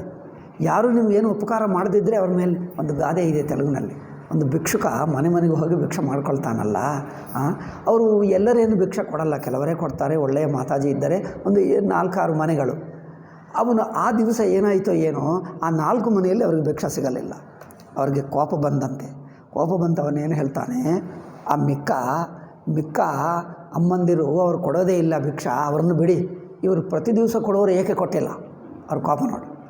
ಅವ್ರು ಯಾವಾಗಲೂ ಕೊಟ್ಟಿಲ್ಲವಲ್ಲ, ಅವ್ರ ಮೇಲೆ ಕೋಪ ಇಲ್ಲ. ಇವರು ಇಷ್ಟು ದಿವಸ ಕೊಟ್ಟರು, ಇವತ್ತು ಕೊಟ್ಟಿಲ್ಲ, ನೀನು ಇವತ್ತೇ ಕೋಪನ? ಅಂದರೆ ಮನುಷ್ಯನ ಬುದ್ಧಿ ವಿಚಿತ್ರವಾಗಿರುತ್ತದೆ. ಅವರು ಯಾವಾಗಲೂ ಕೊಡದೇ ಇದ್ದರೆ ಅವ್ರ ಮೇಲೆ ಕೋಪನೇ ಇಲ್ಲ. ಇವರು ಕೆಲವು ದಿವಸ ಆದರೂ ಕೊಟ್ಟರು, ಈ ದಿವಸ ಕೊಟ್ಟಿಲ್ಲ, ಆದರೂ ಕೊಟ್ಟವರು ಏಕೆ ಕೊಟ್ಟಿಲ್ಲ ಅಲ್ಲ? ನಾವು ಹೊರಗಿನವ್ರ ಮೇಲೆ ಕೋಪ ಮಾಡಲ್ಲ, ಇಷ್ಟೆಲ್ಲ ಉಪಕಾರ ಮಾಡಿದ್ದವರು ಇವ್ರ ಮೇಲೇ ಕೋಪ ಮಾಡ್ತೀವಿ. ಇದು ಪರಸ್ಪರ ವಿರುದ್ಧಾರ್ಥವೇ ಆಗಲ್ಲ. ಇಂಥದ್ದು ಅನೇಕ ವಿರೋಧಗಳನ್ನು ಹೇಳಿ, ಈ ವಿರೋಧಗಳೆಲ್ಲ ಮಾಯೆ ಅಂದರೆ ಈ ಪ್ರಪಂಚದಲ್ಲಿರುವವರೆಗೂ, ಈ ಅಜ್ಞಾನ, ಈ ಜೀವರೂಪ ಪ್ರಪಂಚದಲ್ಲಿರುವವರೆಗೂ ಈ ಕಾಂಟ್ರಡಿಕ್ಷನ್ಸ್ಗೆ, ಈ ಪರಸ್ಪರ ವಿರೋಧಗಳಿಗೆ ಪರಿಹಾರವಿಲ್ಲ. ಪರಮಾತ್ಮನನ್ನು ತಿಳ್ಕೊಂಡರೆ ಈ ನಾನು ನೀನು ಅಭಿಮಾನ ಅಹಂಕಾರಗಳೆಲ್ಲ ಹೋಗುತ್ತವೆ, ಪರಿಹಾರವಾಗುತ್ತದೆ. ಈ ದೃಷ್ಟ್ಯ ಹೇಳಿದ್ದರೋ ಏನೋ ಗೊತ್ತಿಲ್ಲ, ಅದು ಮತ್ತೊಂದು ಸಲ ಓದಬೇಕು. ಆದರೆ ವಿವೇಕಾನಂದ ಉದ್ದೇಶದಲ್ಲಿ ಈ ಪ್ರಪಂಚದಲ್ಲಿರುವ ಕೆಲವು ವಿರೋಧಗಳಿವೆ, ಇದೇ ಮಾಯೆ ಎಂದು ಹೇಳಿ. ಆದರೆ ಇದರಿಂದ ಹೇಳಬಹುದು, ಹಾಗೆಯೂ ಏನು ತಪ್ಪೇನಿಲ್ಲ. ಆದರೆ ಮಾಯಕ್ಕೆ ಪರಿಮಿತ ಅರ್ಥ ಆಗುತ್ತದೆ. ಇಡೀ ಜಗತ್ತೇ ಮಾಯೆ, ಅದೇ ಹೇಳುವುದಕ್ಕೆ. ಆತ್ಮಾನಾತ್ಮಾಧ್ಯಾಸ ಇದೆಲ್ಲ ಇಡೀ ಜಗತ್ತೇ ಮಾಯೆ. ಆದ್ದರಿಂದ ಹುಸಿ ತೋರಿಕೆ. ಆದ್ದರಿಂದ ಇದು ನಾನಿಲ್ಲಿ ಬರೆದಿದ್ದೆ ನೋಡಿ, ನಾನು ಈಗ ಪೆನ್ನಲ್ಲಿ ವಿವೇಕಾನಂದ ಆ್ಯಂಡ್ ಕೃಷ್ಣಸ್ವಾಮಿ ಅಯ್ಯರ್ ಇಲ್ಲಿ ಬರೆದಿಟ್ಟೆ. ಇಬ್ಬರು ಹೇಳಿದ್ದಾರೆ. ಕೃಷ್ಣಸ್ವಾಮಿ ಅಯ್ಯರ್ದು ನೋಡಬೇಕು, ಅವರು ಏಕೆ ಹೇಳಿದ್ದಾರೆ ಅವ್ರದ್ದು ಓದಬೇಕು. ಇವತ್ತು ಈವ್ನಿಂಗ್ ಕೂತ್ಕೊಂಡದು ಮಾಡ್ತೀನಿ. Okay, such a theory us scene this thing. ಅವಿದ್ಯೆ ಈಸ್ ಸಬ್ಜೆಕ್ಟಿವ್. ಇನ್ನೊಂದು ಮಾತು, ಈಗ ಅವಿದ್ಯೆ ಎನ್ನುವುದು ಅನುಭವ ರೂಪ. ನಮ್ಮೆಲ್ಲರಲ್ಲಿರುವಂಥ ಆತ್ಮಾನಾತ್ಮರಗಳ ಅಧ್ಯಾಸ, ಕಲಬೆರಕೆ. ಆತ್ಮ ಅನಾತ್ಮ ಅಂದರೆ ಸ್ವತಃ ಸಿದ್ಧ ಸಾಕ್ಷಿ, ಅಂದರೆ ಸ್ವತಃ ಸಿದ್ಧ ಸಾಕ್ಷಿ, ಪ್ರತ್ಯಯ ಸಿದ್ಧ ಜಗತ್ತು. ಜಗತ್ತೆಲ್ಲ ಪ್ರತ್ಯಯ ಸಿದ್ಧ. ಪ್ರತ್ಯಯದಿಂದ ತೋರುವುದು, ಪ್ರತ್ಯಯವಿಲ್ಲದೆ ಸ್ವಯಂ ಸ್ಫುರಿಸುವುದು, ತಾನೇ ಹೊಳೆಯುವುದು ಆತ್ಮ, ಪ್ರತ್ಯಯ ಮೂಲಕ ಹೊಳೆಯುವುದು ಅನಾತ್ಮ. ಅಷ್ಟೇ. ಈ ಆತ್ಮಾನಾತ್ಮರಗಳ ಸ್ವಯಂ ಹೊಳೆಯುವುದು, ಪ್ರತ್ಯಯ ಮೂಲಕ ಹೊಳೆಯುವುದು, ಈ ಎರಡನ್ನು ಒಂದೊಂದಾಗಿ ಕಲಬೆರಕೆ ಮಾಡುವುದು ಅವಿದ್ಯೆ. ಇದು ಅಧ್ಯಾಸ. ಅದು ಹಿಂದಿನ ಪಾಠದಲ್ಲಿ ಹೇಳಿದ್ದೀವಲ್ಲ ಇವತ್ತೇ ಬೆಳಗ್ಗೆ, ಇದಕ್ಕಿಂತ ಹಿಂದಿನ ಪಾಠ. ಅದು ಅವಿದ್ಯೆ. ಸೊ ಅವಿದ್ಯೆ ಈಸ್ ಸಬ್ಜೆಕ್ಟಿವ್ ಅಂದರೆ ಅನುಭವ ರೂಪ. Been explained in Shankara as the natural tendency of the mind. ಅವಿದ್ಯೆ ಎನ್ನುವುದು ಅಧ್ಯಾಸ. ಅಧ್ಯಾಸ ಅಂದರೇನು? ಕಲಬೆರಕೆ. ಕಲಬೆರಕೆ ಯಾರಾದರೂ ಮಾಡಿದ್ದರಾ? ಅದು ಅನಾದಿ ಹೇಳಿದ್ದಾರೆ, ಯಾರೂ ಮಾಡಿದ್ದಲ್ಲ. ಮಾಡು ಅಂದರೆ ಒಂದು ಸಂಕಲ್ಪದಿಂದ ಮಾಡಿರುವ ಪ್ರತ್ಯಯ, ಒಂದು ಯೋಚನೆ ಮಾಡ್ತೀವಿ ಅಲ್ಲವೇ? ಇದು ಮಾಡಿರುವ ಯೋಚನೆ ಅಲ್ಲ. ಅಧ್ಯಾಸ ಎಂಬುದು ಜೀವ ಮಾಡಿದ್ದಲ್ಲ, ಜೀವಭಾವವೇ ಅಧ್ಯಾಸದಲ್ಲಿದೆ. ತಪ್ಪು ತಿಳುವಳಿಕೆಯಲ್ಲಿ ಜೀವಭಾವವೇ ತಪ್ಪು ತಿಳುವಳಿಕೆ ಒಳಗೆ ಇದೆ. ಅದರಿಂದ ಇದು ಯಾರೋ ಮಾಡಿದ್ದಲ್ಲ, ಈಶ್ವರ ಮಾಡಿದ್ದಲ್ಲ, ಜೀವ ಮಾಡಿದ್ದಲ್ಲ. మరి ಇದು ಏನು ಅಂದರೆ ಮನಸ್ಸಿನಲ್ಲಿರುವ ಸ್ವಭಾವ. It is a natural tendency. ಇದನ್ನೇ ಭಾಷಾಕಾರರು ಸಂಸ್ಕೃತದಲ್ಲಿ ನೈಸರ್ಗಿಕ ಅಧ್ಯಾಸ. ಇಲ್ಲಿ ಇಂಗ್ಲೀಷ್ನಲ್ಲಿ ಹೇಳಿದ್ದೆಲ್ಲ ಕೆಲವರು ಅದಕ್ಕೋಸ್ಕರನೇ ಅನಿಸುತ್ತದೆ. ವೇದಾಂತ ಕನ್ನಡದಲ್ಲಿ ಕೇಳಿದ್ರೆ ಮತ್ತೆ ಇಂಗ್ಲೀಷ್ ಅಂದರೆ ನಮಗೆ ಬೇಡ ಹೇಳ್ತಾರೆ, ನಮಗೆ ಅರ್ಥವಾಗಲ್ಲ ಹೇಳ್ತಾರೆ. ನೋಡಿ, ಅಲ್ಲಿ ಹೇಳಿದ್ದು ನೈಸರ್ಗಿಕ, ಇಲ್ಲಿ ನ್ಯಾಚುರಲ್ ಟೆಂಡೆನ್ಸಿ ಹೇಳಿದೆ. ನೀವು ಏನೇನು ಸಂಸ್ಕೃತದಲ್ಲಿ ಕಲ್ತ್ಕೊಂಡಿದ್ದೀರೋ ಕನ್ನಡದಲ್ಲಿ ಆ ಪ್ರತಿಯೊಂದಕ್ಕೆ ಮತ್ತೆ ಇಂಗ್ಲೀಷ್ ಪದ ಬೇಕು. ಇಲ್ಲದಿದ್ದರೆ ಅರ್ಥವೇ ಆಗಲ್ಲ ಇಂಗ್ಲೀಷ್ನಲ್ಲಿ ಹೇಳಿದ್ದು. ಅಂದರೆ ಆ ಪ್ರತಿ ಪದಗಳೆಲ್ಲ ಇನ್ನೊಂದು ಭಾಷೆಯಲ್ಲಿ ಬೇಕು. ಮತ್ತು ಅದೆಲ್ಲ ಯಾವ ಯಾವ ಭಾಷೆಯಲ್ಲಿ ಹೇಳಬೇಕು ಆ ಪದಗಳೆಲ್ಲ ಬೇಕು. ಆವಾಗಲೇ ಹೇಳೋಕ್ಕಾಗ್ತದೆ, ಕೇಳೋಕ್ಕಾಗ್ತದೆ. ಅದರಿಂದ ಇವರೇನು ಹೇಳ್ತಾರೆ? ಅನಾದಿ ಹೇಳಿದ್ದೀವಿ, ಬಿಗಿನಿಂಗ್ಲೆಸ್. ಅನಾದಿಕ್ಕೆ ಬಿಗಿನಿಂಗ್ಲೆಸ್, ಸ್ವಾಭಾವಿಕ ಅಥವಾ ನೈಸರ್ಗಿಕಕ್ಕೆ ಇಂಗ್ಲೀಷ್ನಲ್ಲಿ ಹೇಳ್ತಾರೆ it is a natural tendency of mind. ಅಂದರೆ ಮನಸ್ಸು ಮಾಡಿರುವ ಸಂಕಲ್ಪ ಅಲ್ಲ, ಮನಸ್ಸಿನ ಸ್ವಭಾವ. ಸ್ವಭಾವ ಅಂದರೆ ಅದು ಒಂದಾನೊಂದು ಕಾಲದಲ್ಲಿ ಒಂದು ದೇಶದಲ್ಲಿ ಯಾವಾಗಲೂ ಒಂದು ಸಲ ಮಾಡಿದ್ದಲ್ಲ. ಮನಸ್ಸು ಸಹಜವಾಗಿ ಆಗಿದೆ. ಮನಸ್ಸು ಅಂದರೆ ಅಧ್ಯಾಸ, ಅಧ್ಯಾಸ ಅಂದರೆ ಮನಸ್ಸು ಅಷ್ಟೇ. ಅಧ್ಯಾಸ ಅಂದರೆ ದ್ವೈತ. ಅದು ನೋಡಿ, ಅಧ್ಯಾಸ ಅಂದರೆ ದ್ವೈತ, ದ್ವೈತ ಅಂದರೆ ಮನಸ್ಸು ಅಷ್ಟೇ. ಈ ಮೂರು ಸಹಜವಾಗಿವೆ, ಯಾರೋ ಮಾಡಿದ್ದಲ್ಲ. ದ್ವೈತ ಯಾರೋ ಮಾಡಿದ್ದಾರ? ತೋರ್ತದೆ ಅಷ್ಟೇ. ಎಚ್ಚರ ನೀವು ಸಂಕಲ್ಪ ಮಾಡಿ ಎಚ್ಚರ ಮಾಡಿಕೊಂಡಿದ್ದೀರಾ, ಎಚ್ಚರ ಅನುಭವಕ್ಕೆ ಬರುತ್ತದೆ ಅಷ್ಟೇ. ಕನಸು, ನೀವು ಕನಸಿಗೆ ಹೋಗ್ತೀನಿ ಎಂದು ಯೋಚನೆ ಮಾಡಿಕೊಂಡು ಹೋಗಿದ್ದೀರಾ? ಕನಸಿಗೆ ಹೋಗುವುದೆಂಬುದೊಂದು ಕ್ರಿಯೆನ? ಶುರುವಾಯಿತಾ? ಅದೊಂದು ಕ್ರಿಯೆ ಅಲ್ಲ, ಶುರುವಾಗಲಿಲ್ಲ, ಅನುಭವ ಮಾತ್ರ ಇದೆ ಕನಸು ಅಷ್ಟೇ. ಇದನ್ನು ಅನಾದಿ ಹೇಳಿದ್ದೀವಿ, ಸ್ವಾಭಾವಿಕ ಹೇಳಿದ್ದೀವಿ, ಅದು ಹೇಳ್ತಾ ಇದೆ. ಹಾಗೆ ಎಚ್ಚರವೂ ಸ್ವಾಭಾವಿಕ. ಏಕೆ ಅಂದರೆ ಮನಸ್ಸಿರುವವರೆಗೂ ಹೀಗೆ ಇರ್ತದೆ. ಮನಸ್ಸೇ ಮಿಥ್ಯ ಅಂದರೆ ಹೋಗುತ್ತದೆ ಪ್ರಪಂಚ, ಅಧ್ಯಾಸ ಹೋಗ್ತದೆ. ಮನಸ್ಸಿರುವವರೆಗೂ ಹೀಗೆ. ಅದಕ್ಕೋಸ್ಕರನೇ ಮನಸ್ಸಿನಿಂದ ಎಷ್ಟು ಹೋರಾಡಿದರೂ ಸಂಸಾರ ಬಿಡ್ತಾ ಇಲ್ಲ. ಏಕೆ ಅಂದರೆ ಮನಸ್ಸಿನ ಸ್ವಭಾವವೇ ಅಧ್ಯಾಸ, ಅದು ಅರ್ಥವಾಗ್ತಾ ಇಲ್ಲ. ಅದಕ್ಕೋಸ್ಕರನೇ ಇದು ಗುರುಮುಖ ಅಂದರೆ ಜೀವನಿಗೆ ತಾನು ಎಷ್ಟು ಹೋರಾಡಿದ್ದರೂ ಗೊತ್ತಾಗಲ್ಲ. ತಾನಿರುವುದೇ ಅಧ್ಯಾಸ. ಅಯ್ಯೋ ಅದು ಯಾರೂ ಹೇಳಲಿಲ್ಲ, ನಿಮಗೂ ಗೊತ್ತಿಲ್ಲ, ನಮಗೂ ಗೊತ್ತಿಲ್ಲ, ನಮಗೂ ಗುರುಗಳೇ ಹೇಳಬೇಕು. ಯಾರೊಬ್ಬರು ಹೇಳೋವರೆಗೂ ನನಗೂ ಗೊತ್ತಿಲ್ಲ. ನಿಮ್ಮ ಹಾಗೆ ನಾನು ಹೋರಾಡ್ತಾ ಇದ್ದೆ. ಅಯ್ಯೋ ಅವ್ರು ಹೇಳಿದ ನಂತರ ಅಯ್ಯೋ ಇದಕ್ಕೋಸ್ಕರ ಇಷ್ಟೆಲ್ಲ ಹೋರಾಡಿ ನರಳಿ ಎಷ್ಟು ಹತ್ತಿದ್ದೇವೆ, ಎಷ್ಟು ಭಯಂಕರ ಸಂಸಾರ ದುಃಖ ಅನುಭವಿಸಿದ್ದೇವೆ, ಎಷ್ಟು ಸಲ ವರ್ಷಗಟ್ಟಲೆ ಅಳುತ್ತಾ ಇದ್ದೇವೆ. ಇದು ಏನು ಮಾಡಿದರೂ ಹೋಗಲ್ಲವೇ ಪ್ರಪಂಚ? ಈ ನಾನು ನೀನು ಪ್ರಪಂಚ ನಾಮರೂಪ ದುಃಖ ಹೋಗೋದೇ ಇಲ್ಲ. ಅದು ಹೇಳಿದ ನಂತರ ಹಬ್ಬ ಇದು ಮೊದಲೇ ಹೇಳಿದ್ದರೆ ಚೆನ್ನಾಗುತ್ತಿತ್ತೆ. ಮೊದಲು ನೀವು ಬಂದಿಲ್ಲ, ನಾನು ಹೇಳಲಿಲ್ಲ, ಗುರುಗಳು ಅದೇ ಹೇಳ್ತಾರೆ, ನೀವು ಏಕೆ ಬಂದಿಲ್ಲ, ನನಗೂ ಗೊತ್ತಿಲ್ಲ, ಹೀಗೆ ಇದ್ದೀವಿ. ಹಾಗೆ ಅಂದರೆ ಅದು ಅನಾದಿ ಸಂಸಾರ ಎಲ್ಲರಿಗೂ ಇದೆ. ಹೇಳಿದ ನಂತರ ಅಯ್ಯೋ ಇಷ್ಟೇನಾ? ಅಷ್ಟೇ. ಬರೀ ಇಷ್ಟೇ ಏಕೆ ಗೊತ್ತಿಲ್ಲ? ಅದು ಯಾರು ಕೇಳಬೇಡ, ಯಾರಿಗೂ ಗೊತ್ತಿಲ್ಲ. ಅದು ಅನಾದಿ ಅಂದರೆ ಹಾಗೆ ಭ್ರಾಂತಿ, ಅನಾದಿ ಭ್ರಾಂತಿ ಹಾಗೆ ಇದೆ. ಅದರಿಂದ natural tendency of the mind to superimpose the self and the not self. ಕೆಲವರು ಈಗಲೂ ಹೇಳ್ತಾರೆ, ಆಗಾಗ ಪಾಪ ತುಂಬ ಕಷ್ಟಪಡ್ತಾರೆ, ಎಲ್ಲೋ ಹೋಗ್ತಾರೆ, ಎಷ್ಟೋ ಗುರುಗಳು ತಿರುಗುತ್ತಾರೆ, ಪುಸ್ತಕ ಓದ್ತಾರೆ, ಏನೋ ಮಾಡ್ತಾರೆ, ಜಪ ಮಾಡ್ತಾರೆ, ಧ್ಯಾನ ಮಾಡ್ತಾರೆ, ವೈರಾಗ್ಯ ಇದೆ. ಆದರೂ ಇದು ಏನು ಸಂಸಾರ ಜೀವನ ಅರ್ಥವಾಗ್ತಾ ಇಲ್ಲ, ತುಂಬ ಕಷ್ಟವಾಗ್ತಾ ಇದೆ. ಎಷ್ಟೋ ಪುಸ್ತಕಗಳು ಓದಿದೆ, ಗುರುಗಳ ಪ್ರವಚನಗಳು ಹೇಳಿದೆ, ಅವರು ದೊಡ್ಡ ದೊಡ್ಡ ಪಂಡಿತರು, ಮಹಾ ವಿದ್ವಾಂಸರು. ಉತ್ತರ ಭಾರತದಲ್ಲಿ ಏನಿಲ್ಲ. ಬಂದಾಗ ನಾನು ಹೇಳಿದ್ದೀನಿ, ಇಷ್ಟು ಪಂಡಿತರು ತಾವು, ನಿಮಗೆ ನಾನೇನು ಹೇಳ್ತೀನಿ ಅಂದರೆ, ಅಲ್ಲ ಹೇಳಿ ಗುರುಗಳೇ ಅಂದರೆ, ಇದು ಅಧ್ಯಾಸ ವಿದ್ಯೆ, ಇದು ಸುಷುಪ್ತಿಯಲ್ಲಿಲ್ಲ ಅಂದರೆ, ಹಬ್ಬ ಈಗ ಇಷ್ಟು ಕ್ಲಿಯರ್ ಆಯಿತೆ, ನನಗೆ ಅಧ್ಯಾಸ ಇಲ್ಲ, ಪ್ರಪಂಚವಿಲ್ಲ, ಸುಷುಪ್ತಿಯಲ್ಲಿ ಹೇಗಿದ್ದೀನೋ ಅದೇ ನಾನು. ಹಬ್ಬ ಇಷ್ಟೊಂದು ಹಗುರವಾಗಿ ಬಿಟ್ಟಿತ್ತು ಮೈಂಡು. ಈ ಸಂಸಾರ ದುಃಖ ಎಲ್ಲ ಪೂರ್ತಿ ಹೋಗಲಿಲ್ಲ, ಬಟ್ ಅಟ್ಲೀಸ್ಟ್ ಇದು ನಾನಲ್ಲ, ಇದು ಸುಮ್ಮನೆ ತಪ್ಪು ತಿಳುವಳಿಕೆ, ಇಷ್ಟು ಮಾತ್ರದಿಂದಲೇ ತುಂಬ ಹಗುರವಾಯಿತು ಎಂದು ಕೇಳಿ ಅವರು ತುಂಬ ಅತ್ತ. ಯಾರೂ ಹೇಳಲಿಲ್ಲ, ನನಗೆ ಯಾರೂ ಹೇಳಲಿಲ್ಲ. ಹೌದಪ್ಪ, ಎಲ್ಲರ ಗತಿ ಹಾಗೆ, ನಿನ್ನ ಹಾಗೆ ನಾನು ಹತ್ತಿದ್ದೆ, ವರ್ಷಗಟ್ಟಲೆ ಹತ್ತಿದೆ ನಾನು, ಯಾರೂ ಹೇಳಲಿಲ್ಲ, ನಾನು ಹೀಗೆ ಇದೆ. ಯಾರೂ ಹೇಳಲಿಲ್ಲ, ಎಲ್ಲ ಪುಸ್ತಕ ಓದಿದೆ, ಎಲ್ಲ ವೈರಾಗ್ಯ ಎಲ್ಲ ಇದೆ, ಇದು ಮಾತ್ರ ಅರ್ಥವಾಗಲ್ಲ. ಯಾಕಂದರೆ ಅದು ನಿಮ್ಮ ಬುದ್ಧಿ, ನಿಮ್ಮ ಅಂತಃಕರಣ ವೃತ್ತಿ ಅಧ್ಯಾಸ. ಆ ಅಂತಃಕರಣವೇ ವೃತ್ತಿ, ವೃತ್ತೇ ಅಧ್ಯಾಸ. ಮನಸ್ಸುಗೆ ಸ್ವಾಭಾವಿಕ ಅಂದರೆ ಏನು? ಮನಸ್ಸೇ ಅಧ್ಯಾಸ, ಇನ್ನೇನು. ಮನಸ್ಸೇ ದ್ವೈತ. ಅಧ್ಯಾಸ, ಮನಸ್ಸು, ದ್ವೈತ, ಈ ಮೂರು ಒಂದೇ. ಓ, ಹೀಗೆ ಹೇಳಲಿಲ್ಲ ಯಾರು? ಹೌದಪ್ಪ, ಯಾರೂ ಹೇಳಲಿಲ್ಲ, ನಮಗೂ ಹೇಳಲಿಲ್ಲ. ಯಾರೋ ಹೇಳಿದ ನಂತರನೇ ಗೊತ್ತಾಯಿತು. ಮನಸ್ಸು, ಅಧ್ಯಾಸ, ದ್ವೈತ ಮೂರು ಒಂದೇ. ದ್ವೈತವೇ ಅಧ್ಯಾಸ, ಅಧ್ಯಾಸವೇ ಮನಸ್ಸು. ಮನಸ್ಸಿರುವವರೆಗೆ ಅಧ್ಯಾಸ ತಪ್ಪಲ್ಲ, ಅಧ್ಯಾಸವರೆಗೂ ದ್ವೈತ ತಪ್ಪಲ್ಲ. ಈ ಮೂರು ಬಿಟ್ಟೆ ಸುಷುಪ್ತಿ. ನೀವೇನು ಮಾಡಬೇಕಾಗಿಲ್ಲ, ತಾನೇ ಇಲ್ಲ. ಹಬ್ಬ, ಇಷ್ಟು ಒಂದು ಮಾತಿನಲ್ಲಿ ನೀವು ಹೇಳಿಬಿಟ್ಟಿದ್ದೀರಿ ಅಂತ. ಹೌದಪ್ಪ, ಇರೋದೇ ಸತ್ಯ, ಒಂದು ಮಾತಿನಲ್ಲೇ ಮುಗಿಯುತ್ತದೆ. ಅಂದರೆ ಅವರು ಒಳ್ಳೆಯ ಅಧಿಕಾರಿ. ತುಂಬ ವರ್ಷಗಟ್ಟಲ ಅವರೇನೋ ಜಪ ಧ್ಯಾನ ಎಲ್ಲ ಮಾಡಿಕೊಂಡ, ವೈರಾಗ್ಯ ಇದೆ, ಎಷ್ಟೋ ಗುರುಗಳ ಕೇಳಿದ. ಬಟ್ ಈ ಪ್ರಕ್ರಿಯೆ ಸರಿಯಾಗಿ ಯಾರೂ ಹೇಳಲಿಲ್ಲ, ಸಿಗಲಿಲ್ಲ ಅವರಿಗೆ. ವೈರಾಗ್ಯ ಇದೆ, ಅಂತರ್ಮುಖತ ಇದೆ, ಎಲ್ಲ ಚೆನ್ನಾಗಿದೆ.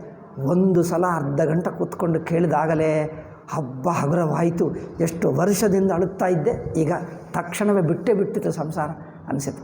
ಅಂದರೆ ಸರಿಯಾದದ್ದು ಪ್ರಕ್ರಿಯೆ ಹೇಳಿಬಿಟ್ರೆ ತಕ್ಷಣವೇ ಬಿಡುತ್ತದೆ. ಅಪ್ಪ, ಅವ್ನು ನಿಜವಾಗಿ ಅತ್ತ ಎಷ್ಟು ವರ್ಷ ನರಳಿ ಹೋದೆ ಅಂದು.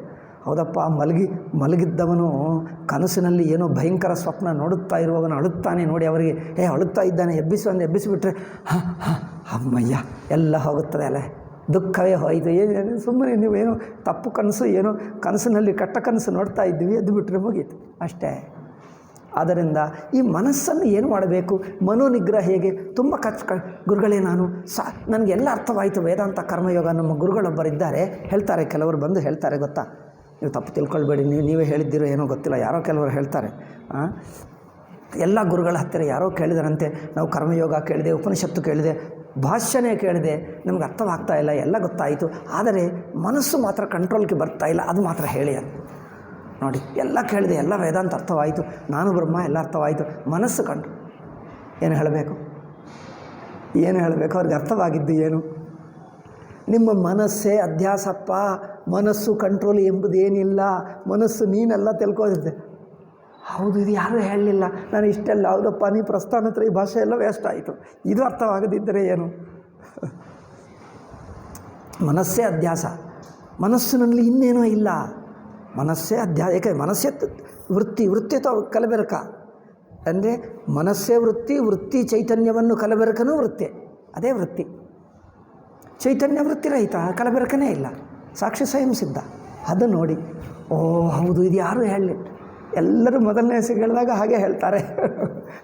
ಹೌದಪ್ಪ, ನಿಮ್ಮ ಗತಿ ನಮಗೂ ಇತ್ತು ಹಾಗೆ. ಅಂದರೆ ಇದು ಅಂತಃಕರಣವೇ ಅಧ್ಯಾಸ. ಯಾಕಂದರೆ ಸ್ವಾಭಾವಿಕ, ನೈಸರ್ಗಿಕ ಅಂದರೆ ಏನು ನೈಸರ್ಗಿಕ ಕೇಳಲಿಲ್ಲವಾ? ಅಧ್ಯಾಸ ಭಾಷೆಯಲ್ಲಿದೆ. ಹೌದು, ಅದೆಲ್ಲ ಕೇಳಿದೆ, ಭಾಷೆ ಕೇಳಿದರು, ಸ್ವಾಭಾವಿಕ ಹೇಳಿದ್ದರು, ಬಟ್ ನೀವು ಹೇಳಿದ ಹಾಗೆ ಹೇಳಲಿಲ್ಲ. ಅಲ್ಲಿದೆ ಅವರೆಲ್ಲ ಪಾಂಡಿತ್ಯ. ಹಾಗೆ ಸ್ವಾಭಾವಿಕ, ಅಧ್ಯಾಸ, ಒಂದು ಘಟನೆ ನಡೆಯಿತು, ಅಧ್ಯಾಸ ಅಂದರೆ ಏನೋ ಆಯಿತು ಎಂದು ಹೀಗೆ ಹೇಳ್ತಾರೆ. ಅಧ್ಯಾಸ ಏನೂ ಆಗುವುದಲ್ಲ, ನಿಮ್ಮ ಮನಸ್ಸೇ ಅಧ್ಯಾಸ. ಆ ನಾನು ಬುದ್ಧಿಯಿದೆ, ಅದೇ ಅಧ್ಯಾಸ. ಹೌದೌದು, ಹೀಗೆ ಯಾರೂ ಹೇಳಲಿಲ್ಲ. ಏಕೆಂದರೆ ಅನುಭವಾನುಸಾರವಾಗಿ ಹೇಳಲ್ಲ. ಅದು ಒಂದು ಕಾನ್ಸೆಪ್ಟಾಗಿ ನೀವು ಪ್ರಮಾತೃವಾಗಿ ವೇದಾಂತ ಕೇಳ್ತೀರಿ. ಪ್ರಮಾತೃವಾಗಿ ಕೇಳಬೇಡಿ, ಆ ಕೇಳುವವನೇ ಅಧ್ಯಾಸ, ಅದೇ ಭ್ರಾಂತಿ. ನಾನು ಕೇಳ್ತಾ ಇದ್ದೀನಿ, ಅದೇ ಅಧ್ಯಾಸ. ಕೇಳುವವನಿಗೆ ಅರ್ಥವಾಗುವುದಲ್ಲ, ನೀವು ಕೇಳುವುದೇ ಅಧ್ಯಾಸ. ಆ ಶ್ರೋತ ಇದ್ದಾನೆ, ಅವನೇ ಅಧ್ಯಾಸ. ಅದೇ ಮನಸ್ಸು, ಅದೇ ಸಂಸಾರ. ಆದ್ದರಿಂದ ಅನುಭವಾನುಸಾರವಾಗಿ ನೋಡು. ಅದು ಬಿಟ್ಟು ನೀನಿದ್ದಿ ನೋಡಿ, ಇಡೀ ಎಚ್ಚರ ಅರಿವು ನೋಡಿ, ಇಡೀ ಎಚ್ಚರ ಅವಸ್ಥೆನೇ ಬಿಟ್ಟು ಇದು ಇರುವುದೇ ಸುಷುಪ್ತಿ. ಒಬ್ಬನು ಬಂದ, ರೆಕಾರ್ಡ್ ಆಗ್ತಾಯಿದೆ, ಹೇಳ್ಬೋದು, ಹೆಸರು ಹೇಳಲ್ಲ ಸುಮ್ಮನೆ. ರಾಮಕೃಷ್ಣ ಮಠ ಭಕ್ತನಂತೆ, ವಯಸ್ಸು ತುಂಬ ನನಗಿಂತ ಹೆಚ್ಚಿನ ವಯಸ್ಸು. ಹೀಗಲ್ಲ, ಹಿಂದೆ ಬಂದ.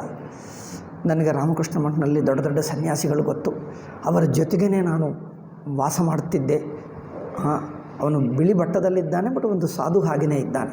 ನಾನೆಲ್ಲ ವೇದಾಂತ ಕೇಳಿದೆ, ಓದಿದೆ, ಎಷ್ಟೋ ಸಾಧುಗಳನ್ನು ಕೇಳಿದೆ. ಆರ್ದು ನಮಗೆ ಯಾವುದೂ ಕನ್ವಿನ್ಸ್ ಆಗಲಿಲ್ಲ. ನಿಮ್ಮ ಸ್ವಾಮೀಜಿ ಹೇಳಿದ್ದಾರೆ, ನಿಮ್ಮ ಸ್ವಾಮೀಜಿ ಶಿಷ್ಯರನ್ನು ಕೇಳಿದ್ದೇನೆ, ನನಗೆ ಕನ್ವಿನ್ಸ್. ಸುಷುಪ್ತಿಯಲ್ಲಿ ಅವಿದ್ಯೆ ಇಲ್ಲ ಹೇಳ್ತಾರೆ, ನನಗೆ ಅರ್ಥವಾಗಲಿಲ್ಲ ಹೇಳ್ತಾರೆ. ಸುಷುಪ್ತಿಯಲ್ಲಿ ಅವಿದ್ಯೆ ಇಲ್ಲದಿದ್ದರೆ ಹೇಗೆ? ಸುಷುಪ್ತಿಯಲ್ಲಿ ಏನು ಗೊತ್ತಿಲ್ಲವಲ್ಲ ಹೇಳ್ತಾರೆ. ಏನು ಹೇಳಬೇಕು? ನಾನು ಹೇಳಿದೆ, ನೀವು ಅಷ್ಟೆಲ್ಲ ಕೇಳಿದ್ದೀರಿ, ದೊಡ್ಡ ದೊಡ್ಡ ಸ್ವಾಮಿಗಳು, ನಮ್ಮ ಸ್ವಾಮೀಜಿ ಶಿಷ್ಯರಿಂದ ಕೇಳಿದ್ದೀರಿ, ಬಟ್ ನಾನು ಹೇಳಬಹುದಾ? ನಾನು ಹೇಳಿದ್ದರೆ ನಿಮಗೆ ಕನ್ವಿನ್ಸ್ ಆಗ್ತದೋ ಇಲ್ಲವೋ ಗೊತ್ತಿಲ್ಲ, ನನಗೆ ಎಷ್ಟು ಗೊತ್ತೋ ಅಷ್ಟೇ ಹೇಳ್ತೀನಿ ಅಂತ ಹೇಳಿ ನಮ್ಮದು ಹೇಳಿ ಸ್ವಲ್ಪ ಅದು ಸ್ಪೆಷಲ್ ಅಪಾಯಿಂಟ್ಮೆಂಟ್ ತೊಗೊಂಡು ಇಲ್ಲಿಗೆ ಬಂದ. ಎಚ್ಚರ ಅರಿವಿದೆಯಾ? ಹೌದು. ಎಚ್ಚರ ಅರಿವಿನಲ್ಲೇ ಜಗತ್ತು ತೋರ್ತಾ ಇದೆ ಯಾವುದು? ಈ ನಾನು ಬುದ್ಧಿ ಎಚ್ಚರ ಅರಿವಿನಲ್ಲೇ ಇದೆಯಾ? ಆದರೆ ಇದೆಲ್ಲ ವೃತ್ತೆ, ಅಂತಃಕರಣ ವೃತ್ತೆ. ಈ ನಾನೆಂಬ ವೃತ್ತಿ, ಇದು ವೃತ್ತಿ, ದೇಶ, ಕಾಲ, ಯೋಚನೆಗಳು, ಒಳ್ಳೆಯದು ಕೆಟ್ಟದು, ಸುಖ ದುಃಖ ಎಲ್ಲವೂ ಅಂತಃಕರಣ ವೃತ್ತೆ. ಇದೆಲ್ಲವೂ ಯಾವ ಎಚ್ಚರ ಅರಿವಿನಲ್ಲಿ ತೋರ್ತಾ ಇದೆಯೋ, ಈ ಪ್ರಪಂಚ ಅಂದರೆ ವೃತ್ತಿ ಬಿಡಿ, ಆ ಅರಿವು ಮಾತ್ರ ಹೇಳುತ್ತದೆ ನೋಡಿ, ಅದು ಸುಷುಪ್ತಿ. ಆ ಎಚ್ಚರ ಅರಿವು ವಿತೌಟ್ ವೃತ್ತಿ ಇಲ್ಲದೆ ಅರಿವು ಮಾತ್ರ ಉಳಿಯುವುದು, ಅದೇ ಸುಷುಪ್ತಿ. ಸುಷುಪ್ತಿ ಅಂದರೆ ಎಲ್ಲೋ ಹೋಗುವುದಿಲ್ಲ, ಬರುವುದಿಲ್ಲ, ಇಲ್ಲೇ ಇದೆ, ಎಂದಿಗೂ ಇದೆ, ಅದು ಸುಷುಪ್ತಿ. ಈಗ ಹೇಳಿ, ಆ ಸುಷುಪ್ತಿಯಲ್ಲಿ ಅವಿದ್ಯೆ ಇದೆಯಾ? ನಾನು ಹೀಗೆ ಕೂತಿದ್ದ, ಅವ್ರು ಏನಿಗೆ ಉತ್ತರನೇ ಹೇಳ್ತಾ ಇಲ್ಲ. ಇನ್ನೂ ಸ್ವಲ್ಪ ಹೇಳಿದೆ, ಹೌದು ಹೇಳ್ತಾನೆ, ಸ್ಪಷ್ಟವಾಗಿದೆ. మరి ಯಾರೂ ಹೇಳಲಿಲ್ಲ ನನಗೆ, మరి ನಾನೇನು ಮಾಡೋದು? ಯಾರೂ ಹೇಳಲಿಲ್ಲ ಅಂದರೆ ನಾನೇನು ಮಾಡಲಿ? ಆ ಅರಿವೇ ವೃತ್ತಿ ಇಲ್ಲ, ಅದಕ್ಕೆ ವೃತ್ತಿ ಇಲ್ಲ ಅಂದರೆ ಅದೇ ಅವಿದ್ಯೆ ಇಲ್ಲ, ಇನ್ನೇಕೆ? ಎಚ್ಚರ ಅರಿವು ವೃತ್ತಿರಹಿತ, ಅದೇ ಸುಷುಪ್ತಿ. ಸುಷುಪ್ತಿಯನ್ನು ನೀವು ಏನು ನೀವು ಊಹಿಸ್ತಾ ಇದ್ದೀರಿ. ವೇದಾಂತ ಅಂದರೆ ಊಹಿಸಬೇಡ, ಅನುಭವವನ್ನು ಗಮನಿಸು. ಹೇಳುವವನು ಹಾಗೆ ಹೇಳಬೇಕು. ಇನ್ನೊಂದು ನಿಮ್ಮ ಕಲ್ಪನಕ್ಕೆ ನೀವು ಬುದ್ಧಿಯಿಂದ ಕೇಳಿ ಊಹಿಸ್ಕೊಳ್ತಾ ಇದ್ದೀರಿ. ಇದು ಊಹಾ ವಿಷಯ ಅಲ್ಲ, ಅನುಭವವನ್ನು ಗಮನಿಸು. ಎಚ್ಚರ ಅನುಭವ, ಊಹಿಸಬೇಡ, ಗಮನಿಸು. ಎಚ್ಚರ ಅನುಭವ ಇದೆ, ಅರಿವಿದೆಯಾ? ಇದೆ. ವೃತ್ತಿ ಇದೆ, ಪ್ರಪಂಚ ಇದೆ, ನಾನು ಬುದ್ಧಿ ಇದೆ, ಎಲ್ಲ ಅನುಭವ ಇದೆ. ಹೇಳಿದ್ದೆಲ್ಲ ನೋಡ್ತಾ ಇರಷ್ಟೇ. ನಾನು ಎಲ್ಲಿ ಹೇಳ್ತೀನೋ ಅಲ್ಲಿ ನೋಡು.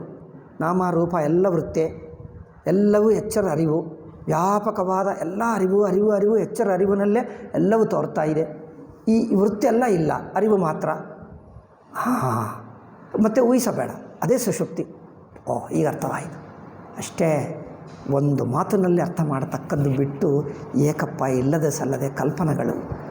ಮನುಷ್ಯ ಬುದ್ಧಿ ಕಲ್ಪನೆ ಮಾಡ್ತದೆ, ಆ ಕಲ್ಪನೆಗೆ ಅನುಗುಣವಾಗಿ ಕಲ್ಪನಾ ವೇದಾಂತಗಳಾಗಿಬಿಟ್ಟಿವೆ. ಕಲ್ಪನೆ ಬೇಡ. ಸ್ವಾಮೀಜಿ ಶಂಕರರು ಹೇಳಿದ್ದು ಅನುಭವಾನುಸಾರ. ಅನುಭವ ಹೇಳ್ತಾರೆ. ಅಂದರೆ ಏನು ಮತ್ತೆ ಹೇಳ್ತಾರೆ. ಅನುಭವ ಅಂದರೆ ಕೇಳು ಗೊತ್ತಾಗ್ತದೆ. ನೀವು ಅನುಭವ, ಅವ್ರು ಹೇಳ್ತಾರೆ ಅನುಭವ, ನಾವು ಅನುಭವ ನೋಡ್ತೀವಿ. ನೀವು ಅನುಭವ ಅಂದರೆ ಅನುಭವಾನುಸಾರ ಹೇಳುವರಿಂದ ಕೇಳು, ಹೇಗೆ ಗಮನಿಸಬೇಕೋ ಗೊತ್ತಾಗ್ತದೆ. ನೀವು ಅನುಭವ ಅಂತ ಇಟ್ಕೊಂಡು ಪುಸ್ತಕ ಓದಿದ್ರೆ ಅದೇ ಕಲ್ಪನೆ ಮಾಡ್ತೀರಿ. ಕಲ್ಪನವನ್ನೇ ಅನುಭವ ಅಂದ್ಕೊಳ್ತಾರೆ, ಅದು ಪ್ರಾಬ್ಲಮ್. ಕಲ್ಪಿಸಿ ಊಹಿಸ್ಕೊಂಡು, ಈ ಸುಷುಪ್ತಿಯನ್ನು ಊಹಿಸ್ಕೊಂಡು ಆ ಅನುಭವನೇ ನೋಡ್ತಾ ಇದ್ದೀನಿ. ನೀವು ಊಹಿಸಿದ್ದೀರಲ್ಲ, ಅದು ಅರ್ಥವಾಗ್ತಾ ಇಲ್ಲ ಅವನು. ನೀವು ಊಹಿಸ್ಕೊಂಡು ಅನುಭವ ಹೇಳ್ತಾನೆ. ನೀವು ಊಹಿಸಿದಾಗ ಅನುಭವ ಎಲ್ಲಿದೆ? ನೀವು ಆ ಸುಷುಪ್ತಿಯನ್ನು ಊಹಿಸಬೇಡಿ, ಆ ಅರಿವೇ ಸುಷುಪ್ತಿ. ಒಟ್ಟು ಎಚ್ಚರ ಅರಿವು, ವಿತೌಟ್ ಎಚ್ಚರ ಪ್ರಪಂಚ. ಎಚ್ಚರ ಅರಿವಿನಿಂದ ಪ್ರಪಂಚ ಅಳಿಸಿಬಿದೆ. ಕನ್ನಡಿಯಲ್ಲಿ ತೋರುವ ಆಕಾರಗಳಿವೆ ನೋಡಿ, ಆಕಾರಗಳೆಲ್ಲ ಹೋಯಿತು. ಕನ್ನಡಿಯನ್ನು ಆಕಾಶಕ್ಕಿಡಿ. ಗೋಡೆ ಇದ್ದರೆ ಗೋಡೆ ಕಂಡು ಬರ್ತದೆ. ಮೈದಾನ, ದೊಡ್ಡ ಮೈದಾನ, 1 ಕಿಲೋಮೀಟರ್ವರೆಗೆ ಖಾಲಿ ಇದೆ. ಸ್ವಲ್ಪ ಎತ್ತರ ಮೇಲೆ, ಬೆಟ್ಟ ಮೇಲೆ ಕನ್ನಡಿ ಇಡಿ, ದೊಡ್ಡ ಕನ್ನಡಿ. ದೂರವರೆಗೆ ಆಕಾಶ. ಏನು ಕಂಡು ಬರ್ತದೆ ಕನ್ನಡಿಯಲ್ಲಿ? ಆಕಾಶವನ್ನು ಪ್ರತಿಬಿಂಬ ಮಾಡಿದರೆ ಏನು ಕಂಡು ಬರ್ತದೆ? ಹಾಗೆ ಅಂದರೆ ನೀವು ವಸ್ತುಗಳಿದ್ದರೆ ಆಕಾರಗಳು ಕಂಡು, ಎಲ್ಲ ವಸ್ತುಗಳು ತೆಗೆಯು, ಕನ್ನಡದಲ್ಲಿ ಏನಿದೆ ಹಾಗೂ ಅದೇ ಸುಷುಪ್ತಿ. ಹಾಗೆ ಮನಸ್ಸಿನಲ್ಲಿ ನಾನು ವೃತ್ತಿಗಳೆಲ್ಲ ಬಿಟ್ಟು ಕೇವಲ ಅರಿವಿದೆ, ಸ್ವಯಂ ಸಿದ್ಧ, ಹಾಗೂ ಅದು ಸುಷುಪ್ತಿ ಎಂದು ಹೇಳಿದೆ. ಈಗ ಅರ್ಥವಾಯ್ತು. ಹಿಂಗಷ್ಟೇ ಹೋದ ಮತ್ತೆ ಬಂದಿಲ್ಲ. ಅವ್ರ ನೆನಪಿಲ್ಲ, ಅವರ ಹೆಸರೇನು. ಅವ್ರು ಹೇಳ್ತಾನೆ, ಎಷ್ಟೋ ವರ್ಷ ಕೇಳಿದೆ, ಎಲ್ಲ ಅನೇಕ ಸನ್ಯಾಸಿಗಳ ಜೊತೆಗೆ ವಾಸ ಮಾಡಿದೆ, ಅವ್ರ ಜೊತೆಗೆ ವಾಸ ಮಾಡಿದೆ, ಅವ್ರ ರೂಮ್ನಲ್ಲೇ ಇದ್ದೆ, ಎಷ್ಟೋ ವರ್ಷ ಆಯ್ತು, ಬಟ್ ನನಗೆ ಅರ್ಥವಾಗದೆ. ಅಂದರೆ ಸರಿಯಾದ ಪ್ರಕ್ರಿಯೆಯನ್ನು ಸರಿಯಾದ ವ್ಯಕ್ತಿಯಿಂದ ಕೇಳಿದ್ದರೆ ಆ ವಿಷಯವೇನೋ ಗೊತ್ತಾಗ್ತದೆ. ಅದು ನೋಡಿ, ಅದರಿಂದ it is a natural tendency. ಸ್ವಾಭಾವಿಕ ಅಂದರೆ ಏನು? ನೀವು ಮಾಡಿದ್ದಲ್ಲ ಅನಿಸುತ್ತದೆ. ಮನಸ್ಸಿನಲ್ಲಿ ಅನಿಸುತ್ತದೆ ಅಲ್ಲ, ಮನಸ್ಸೇ ಅಧ್ಯಾಸ. ಮನಸ್ಸಂದರೆ ಒಟ್ಟು ಮನಸ್ಸು, ಜ್ಞಾತೃ ಜ್ಞೇಯ, ಕರ್ತ ಕರ್ಮ ಎಲ್ಲ, ಪ್ರಪಂಚ, ನಾನು ಎಲ್ಲ ಸೇರಿಸ್ಕೊಂಡು ಒಟ್ಟು ಮನಸ್ಸು ಅಧ್ಯಾಸ ಅವಿದ್ಯ. ಮನಸ್ಸು ಅಧ್ಯಾಸ ಅವಸ್ಥಾ 3 ಒಂದೇ, ಅಥವಾ ದ್ವೈತ. ಮನಸ್ಸು ಹೇಳು, ದ್ವೈತ ಹೇಳು, ಅಧ್ಯಾಸ ಹೇಳು, ಅವಸ್ಥಾ ಹೇಳು, ಎಲ್ಲ ಒಂದೇ. 4 ಸೇರಿಸು ಒಂದೇ. ಈಗ ನೋಡು, ಇದು ಸ್ವಾಭಾವಿಕ. ಎಚ್ಚರ ತೋರ್ತಾ ಇದೆ, ನೀವೇನು ಮಾಡಿದ್ದೀವಿ? ಎಚ್ಚರದಲ್ಲಿ ಯೋಚನೆ ಮಾಡ್ತೀರಿ, ನಾನು ಪ್ರಪಂಚದಲ್ಲಿದ್ದುಕೊಂಡು ಯೋಚನೆ ಮಾಡ್ತೀರಿ ಹೊರತು ಈ ನಾನು ಪ್ರಪಂಚ ಅನಿಸುತ್ತಾ ಇದೆ, ಇದು ನೀವು ಮಾಡಿದ್ದೀಯಾ ಯೋಚನೆ? ಅದು ಇದೆ, ಹಾಗೂ ಅದೇ ಅಧ್ಯಾಸ. ನಾನು ಪ್ರಪಂಚ ಅನಿಸುತ್ತಾ ಇದೆಯಲ್ಲ, ಹಾಗೂ ಅದೇ ಅಧ್ಯಾಸ. ಅದು ಸ್ವಾಭಾವಿಕ, ಯಾರೂ ಮಾಡಲಿಲ್ಲ, ಇದೆ. ತಾನೇ ಇದೆ ವೃತ್ತಿ. ಆ ವೃತ್ತಿ ಸುಷುಪ್ತಿಯಲ್ಲಿ ತಾನೇ ಇಲ್ಲ. ತಾನು ತಾನಾಗಿ ಸ್ವಾಭಾವಿಕವಾಗಿರುವ ಅಧ್ಯಾಸ ಸುಷುಪ್ತಿ ಅನುಭವ ದೃಷ್ಟಿ ಅಂದರೆ ಅರಿವಿನ ಅನುಭವಕ್ಕೆ ತಾನೇ ಇಲ್ಲ. ಇಷ್ಟೇ ವೇದಾಂತ. ವೇದಾಂತ ತುಂಬ ಸುಲಭ ಅಪ್ಪ. ನೇರ ನೋಡಿದ್ದರೆ ಏನು ಯೋಚನೆ ಬೇಕಾಗಿಲ್ಲ, ತಾನೇ ತಾನೇ ಅರ್ಥವಾಗ್ತದೆ. ಆಯಿತಾ? So it is a natural tendency of the mind to superimpose the self. English ವಾಕ್ಯ ನೋಡಿದ್ದರೆ ಸೂಪರ್ ಇಂಪೋಸ್ ಅಧ್ಯಾಸ ಮಾಡುವುದು ನೋಡಿ, ಅಕ್ಷರಾರ್ಥ ಅನುವಾದ ಮಾಡ್ತೀನಿ. ಅಂದರೆ ಆತ್ಮ ಅನಾತ್ಮಗಳನ್ನು ಒಂದನ್ನು ಇನ್ನೊಂದಾಗಿ ಪರಸ್ಪರ ಅಧ್ಯಾಸ ಮಾಡುವುದು ಮನುಷ್ಯನ ಅಂತಃಕರಣದ ಸ್ವಭಾವ ಅಂತ ಹೇಳಿಬಿಟ್ರೆ ಏನು ಅರ್ಥ ಮಾಡ್ಕೊಳ್ತಾರೆ? ಯಾರೋ ಒಬ್ಬರು ಅಧ್ಯಾಸ ಮಾಡಿದ್ದಾರೆ, ಅದು ಮನಸ್ಸು ತಾನೇ ಮಾಡಿತು ಎಂದು. ಯಾರೂ ಮಾಡಲಿಲ್ಲ, ಇದು ಮಾಡಿದ್ದಲ್ಲ, ಸ್ವಾಭಾವಿಕ ಅಂದರೆ ಅದು. ಬಟ್ ಭಾಷೆ ಹೇಗಿದೆ? To do to superimpose ಎಂದು ಕ್ರಿಯಾಪದ ಬಳಸ್ತಾರೆ. ಅಧ್ಯಾಸ ಮಾಡುವುದು ಎಂದು ಕನ್ನಡದಲ್ಲಿ ಹೇಳ್ತೀವಿ. మరి ಅಧ್ಯಾಸ ಅಂದರೆ ಮಾಡುವುದೇ ಹೇಳ್ತೀವಿ. ಅಧ್ಯಾಸ ಅಂದರೆ ಮಾಡುವುದು ಪದ ಬಳಸಬಾರದು. ಅಧ್ಯಾಸ ಇದೆ ಅಷ್ಟೇ, ಅನುಭವದಲ್ಲಿ ತೋರ್ತದೆ ಅಷ್ಟೇ. ಮಾಡುವ ಪದ ಬಳಸಲೇಬಾರದು, ಕ್ರಿಯಾಪದ ಇಲ್ಲ. ಕ್ರಿಯಾಪದ ಕೇಳಿದ್ದರೆ ಏನೋ ಆಯಿತು, ಏನೋ ಘಟನೆ ಅಂದ್ಕೊಳ್ತಾರೆ. ಇದು ಸ್ವಾಭಾವಿಕ ವೃತ್ತಿ. ಆದ್ದರಿಂದ impose the self and the not self on each other while Maya is the name of ಪ್ರಕೃತಿ. ಮಾಯಾ ಅಂದರೆ ಏನಂದರೆ ಈ ಅಧ್ಯಾಸದಲ್ಲಿರುವಾಗ ತೋರುವ ನಾಮರೂಪಗಳು ಜಗತ್ತೆಲ್ಲ ಇದೆ ನೋಡಿ. ಪಂಚಭೂತಗಳು, 3 ಗುಣಗಳು ಅಲ್ಲವೇ, ನಾಮರೂಪಗಳೆಲ್ಲ ಅನೇಕ ಬಗೆಬಗೆಯಾದ ನಾಮರೂಪಗಳು. ಇದರಲ್ಲಿ ನಾನು, ನೀನು, ದೇಹ, ಇಂದ್ರಿಯ, ಮನಸ್ಸುಗಳು, ಯೋಚನೆ, ಎಷ್ಟು ಬಗೆಯಾದ ಯೋಚನೆಗಳು ಮಾಡ್ತಿರೋ ನೀವು. ಎಷ್ಟು ಬಗೆಯಾದ ಯೋಚನೆಗಳು ನೀವು ಹುಟ್ಟಿದ ದಿವಸದಿಂದ ಇಷ್ಟುವರೆಗೂ ಎಷ್ಟು ಯೋಚನೆಗಳು ಮಾಡಿದ್ದೀರಿ? ಲಿಸ್ಟ್ ಮಾಡ್ಕೊಂಡಿದ್ದೀರಾ? ಆಯಿತು. ಇಷ್ಟು ದಿವಸ ಆಗದಿದ್ದರೆ ಒಂದು ತಿಂಗಳಿನಲ್ಲಿ, ಕಳೆದ ತಿಂಗಳಿನಲ್ಲಿ ಎಷ್ಟು ಯೋಚನೆ ಮಾಡಿದ್ದೀರಿ? ಅದು ಮಾಡಲಿಲ್ಲ. ಆಯಿತು, ಒಂದು ದಿವಸದಲ್ಲಿ ನಿನ್ನೆದಿಂದ ಇವತ್ತಿಗೆ ಅದು ಆಗಲ್ಲ. ಒಂದು ನಿಮಿಷದಲ್ಲಿ ಎಷ್ಟು ಮಾಡಿದ್ದೀವೋ ಗೊತ್ತಾಗಲ್ಲ. ಇಡೀ ಪ್ರಪಂಚ ಇದೆ ಅಲ್ಲವೇ? ಈ ಎಲ್ಲ ಪ್ರಪಂಚ ತೋರುವ ಬಗೆ ಇದೆ ನೋಡಿ ನಾಮರೂಪ. ಇದೆಲ್ಲವೂ ಮಾಯೆ. ತಪ್ಪು ತಿಳುವಳಿಕೆ ಏನೋ ಸ್ವಾಭಾವಿಕ ಅಧ್ಯಾಸ, ಅನುಭವ ರೂಪ ಅಧ್ಯಾಸ. ಈ ಅನುಭವದಲ್ಲಿ ತೋರುವುದು ಮಾಯೆ ಅಷ್ಟೇ. ಇದೇ ಶಂಕರರು ಹೇಳಿದ್ದು. ಆದ್ದರಿಂದ maya is in the name given to prakriti or name and form in the same form. ಇದೆಲ್ಲವೂ ಅವ್ಯಕ್ತವಾಗಿರುವಾಗ ಮಾಯಾ ಹೇಳ್ತೀವಿ. ಸುಷುಪ್ತಿಯಲ್ಲಿ ಏನು ತೋರ್ತಾ ಇಲ್ಲ, ಇದೇ ತೋರುವುದು ಶುರುವಾಗ್ತದೆ. ಈ ನಾಮರೂಪ ಪ್ರಪಂಚವೆಲ್ಲ ಅವ್ಯಕ್ತವಿರುವಾಗ ಹೇಳ್ತೀವಿ ಮಾಯಾ. ಇದು ಮಾಯಾ ಕಾರ್ಯ, ಜಗತ್ತು ಮಾಯಾ ಕಾರ್ಯ. ಸುಷುಪ್ತಿಯಲ್ಲಿರುವುದು ಅವ್ಯಕ್ತ. Which gives rise to all different phenomena. ಸರ್ವಜ್ಞಸ್ಯ ಈಶ್ವರಸ್ಯ ಆತ್ಮಭೂತೆ ಇವ ಅವಿದ್ಯಾ ಕಲ್ಪಿತೆ ನಾಮರೂಪೆ ತತ್ವ ಅನ್ಯತ್ವಾಭ್ಯಾಂ ಅನಿರ್ವಚನೀಯೇ ಸಂಸಾರ ಪ್ರಪಂಚ ಬೀಜಭೂತೆ ಸರ್ವಜ್ಞಸ್ಯ ಈಶ್ವರಸ್ಯ ಮಾಯಾ ಶಕ್ತಿ ಪ್ರಕೃತಿ ಇತಿ ಚ ಶ್ರುತಿಸ್ಮೃತ್ಯೋರುಪಲಭ್ಯತೆ ಅಭಿಲಪ್ಯತೆ. ಈ ಮಾಯೆಯನ್ನೇ ಈ ನಾಮರೂಪಗಳು ಭಗವಂತನ ಮಾಯೆ ಎಂದು ಹೇಳ್ತಾರೆ. ಅಂದರೆ ಈಶ್ವರದಲ್ಲೇ ಇದೆ, ಈಶ್ವರನಿಗಿಂತ ಬಿಡಿಯಾಗಿಲ್ಲ. ಅಂದರೆ ಈಶ್ವರನೇ ಇದಾಗಿ ತೋರ್ತಾನೆ ಅಂತ ಅರ್ಥ. ಈಶ್ವರ ಅಧೀನದಲ್ಲಿದೆ ಅಂದರೆ ಅರ್ಥವೇನು? ಈಶ್ವರನೇ ಇದಾಗಿ ತೋರ್ತಾನೆ, ಈ ಅವ್ಯಕ್ತವಾಗಿ ತೋರ್ತಾನೆ. ಅಂದರೆ ಈಶ್ವರನನ್ನೇ ಅವ್ಯಕ್ತ ಹೇಳಿದ್ದೀವಿ. ಈಶ್ವರ ಅವ್ಯಕ್ತ ಮಾಯಾ ಎರಡಲ್ಲ. ಆ ಈಶ್ವರನನ್ನೇ ಜಗದ್ದೃಷ್ಟ್ಯ ನೋಡಿದಾಗ ಈಗೇನು ತೋರ್ತಾ ಇಲ್ಲವಲ್ಲ, ಆ ಬ್ರಹ್ಮವೇ ಈ ಜಗತ್ತಿನ ಪೂರ್ವಸ್ಥಿತಿ. ಜಗತ್ತಿನ ಪೂರ್ವಸ್ಥಿತಿ ಹೇಳಿದ್ದಾಗ ಮಾಯೆ ಹೇಳಿದ್ದೀವಿ ಅಷ್ಟೇ. ಇದನ್ನು ಇಲ್ಲಿ ಒಂದು ಭಾಷ್ಯ ವಾಕ್ಯವನ್ನು ಎತ್ತಿ ತೋರಿಸ್ತಾ ಇದ್ದಾರೆ. ಇದನ್ನು ಮಾಯೆ ಎಂದು ಹೇಳ್ತಾರೆ. ಅಂದರೆ ಇನ್ನೊಂದೇನೆಂದರೆ ಶಕ್ತಿ ಹೇಳ್ತಾರೆ. ಈ ಶಕ್ತಿ ಮುಂದೆ ಬರುತ್ತದೆ, ಈಗ ಸ್ವಲ್ಪ ಹೇಳ್ತೀನಿ, ಇನ್ನು ಮುಂದೆ ಬರ್ತದೆ. ಶಕ್ತಿ ಅಂದರೆ ಜನರು ಭಗವಂತನ ಒಂದು ಪವರ್ ಅಂದ್ಕೊಂಡರು. ಶಕ್ತಿ ಅಂದರೆ ಪವರ್ ಅಲ್ಲ, ಶಕ್ತಿ ಅಂದರೆ ಪೊಟೆನ್ಸಿ. ಪೊಟೆನ್ಸಿ ಅಂದರೆ ಬೀಜಕ್ಕೆ ಶಕ್ತಿ ಹೇಳ್ತಾರೆ ನೋಡಿ. ಮರ, ಯಾವುದೇ ಒಂದು ಮಾವಿನ ಮರದ ಬೀಜ ಏನಾಗುತ್ತದೆ? ಮಾವಿನ ಮರಕ್ಕೆ ಶಕ್ತಿ ಆಗುತ್ತದೆ.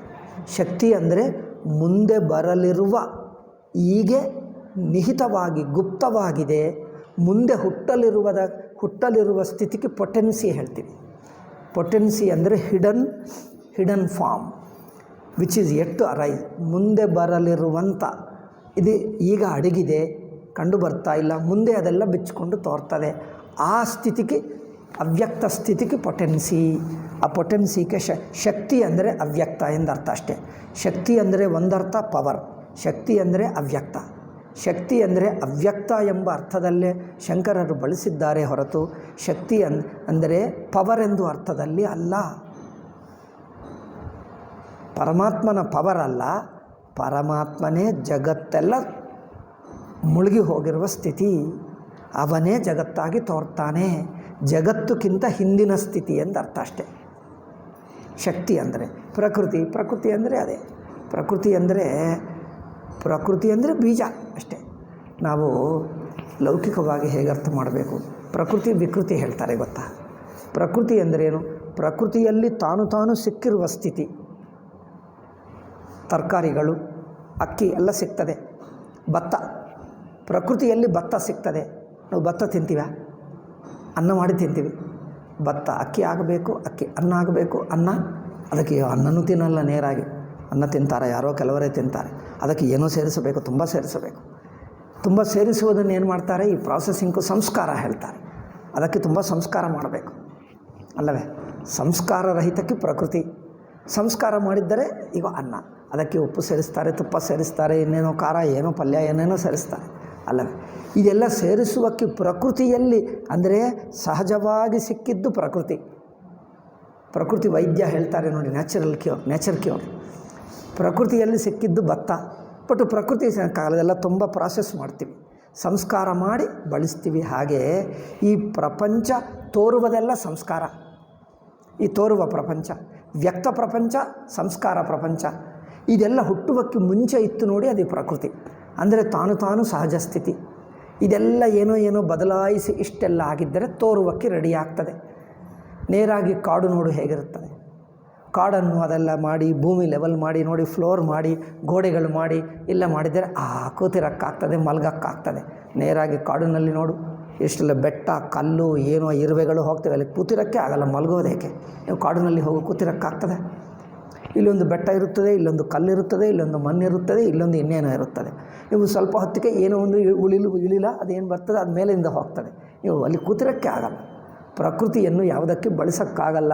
ಅದು ಸಂಸ್ಕಾರ ಮಾಡಿಬಿಟ್ಟು ನಮಗೆ ಅನುಕೂಲತೆ ಮಾಡಿಕೊಂಡು ಈ ಪ್ರಪಂಚ ವ್ಯಕ್ತ ಪ್ರಪಂಚ, ಸಂಸ್ಕೃತ ಪ್ರಪಂಚ. ಅವ್ಯಕ್ತವೇನೋ ಪ್ರಾಕೃತ ಪ್ರಪಂಚ. ಅದರಿಂದ ಅದು ಪ್ರಕೃತಿ, ಇದು ಸಂಸ್ಕೃತಿ. ವಿಕೃತಿ ಎಂದು ಹೇಳ್ತಾರೆ. ವಿಕೃತಿ ಅಂದರೆ ಬದಲಾವಣೆ. ಸಂಸ್ಕೃತಿ ವಿಕೃತಿ ಎರಡೂ ಒಂದೇ. ಆ ವಿಕೃತಿ, ಆ ಬದಲಾವಣೆಯನ್ನು ಸೃಷ್ಟಿ ಹೇಳ್ತೀವಿ.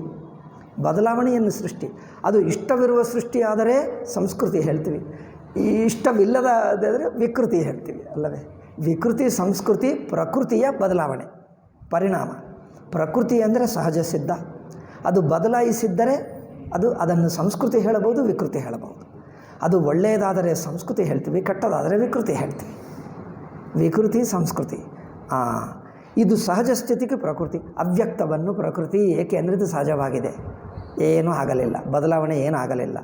ಬದಲಾವಣೆ ಆದರೆ ಸೃಷ್ಟಿ ಆಯಿತು ನೋಡಿ. ಮಾಯೆ ಅಂದರೆ ಮಾಯೆ ಒಂದರ್ಥ, ಮಾಯೆ ಒಂದು ಹೆಸರು, ಅವ್ಯಕ್ತ ಇನ್ನೊಂದು ಹೆಸರು, ಶಕ್ತಿ ಇನ್ನೊಂದು ಹೆಸರು, ಪ್ರಕೃತಿ ಇನ್ನೊಂದು ಹೆಸರು. ಇವುಗಳೆಲ್ಲ ಅಧ್ಯಾಸದಲ್ಲೇ ಇರುವ ಸ್ಥಿತಿ. ಅಧ್ಯಾಸದಲ್ಲಿ ತೋರುವ ಪ್ರಪಂಚಕ್ಕೆ ಈ ಹೆಸರುಗಳು. ಆಯಿತಾ? ಇದು ಭಾಷ್ಯವಾಕ್ಯ ಹೇಳಿದ್ದಾರೆ. ಅಗೇನ್ ಮತ್ತೆ 21ನಲ್ಲಿ ಆವಾಗ ಬರುತ್ತದೆ ಮಾಯಾ ಕುರಿತು, ಆವಾಗ ಹೇಳೋಣ. 10 ನಿಮಿಷ ಇದೆ, ಹೇಳುವುದಾ ಸ್ಟಾಪ್ ಮಾಡೋದು? ಬ್ರಹ್ಮ ಈಶ್ವರ. ಆಯ್ತು, ಸ್ಟಾಪ್ ಮಾಡುವುದೇ ಒಳ್ಳೆಯದೇನೋ.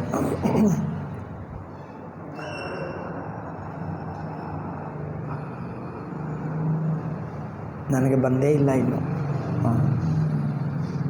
ಲೈಟಾಗಿ ಹೇಳುವುದು ಬರ್ತಾನೆ ಇಲ್ಲ. ನನ್ನ ಮಾತಾಡುವುದೇ ಸ್ಟ್ರೇನ್ ಆಗದೆ ಕೆಲವರು ಮಾತಾಡ್ತಾರೆ, ನನಗದು ಬಂದೇ ಇಲ್ಲ. ಮಾತಾಡಿದರೆ ಸ್ಟ್ರೇನ್. ಐ ಥಿಂಕ್ ಬಿಡ್ತೀನಿ, ಆಗಲ್ಲ, ಸಾಕು. ಈ ಬ್ರಹ್ಮ ಈಶ್ವರ ವ್ಯತ್ಯಾಸ ಇದೆ, ಅದು ದೊಡ್ಡದೇ ಇದೆ. 1 2 3 ಪೇಜಸ್. ಅಯ್ಯೋ, 3ಕ್ಕಿಂತ ಹೆಚ್ಚು, 3 ಅಲ್ಲ 4 ಪೇಜಸ್. ಅಪ್ಪ, ಕಾಂಬಿನೇಷನ್ಸ್ ಅಲ್ಲ, ನಾನು ಒಂದೇ ಇದೆ. 10 11 ಇದೆಯಾ? 1.5 ಪೇಜಸ್ ಇದೆ. ನಾಳೆನೇ ಹೇಳೋಣ. ಬ್ರಹ್ಮ ಈಶ್ವರಕ್ಕೆ ವ್ಯತ್ಯಾಸ.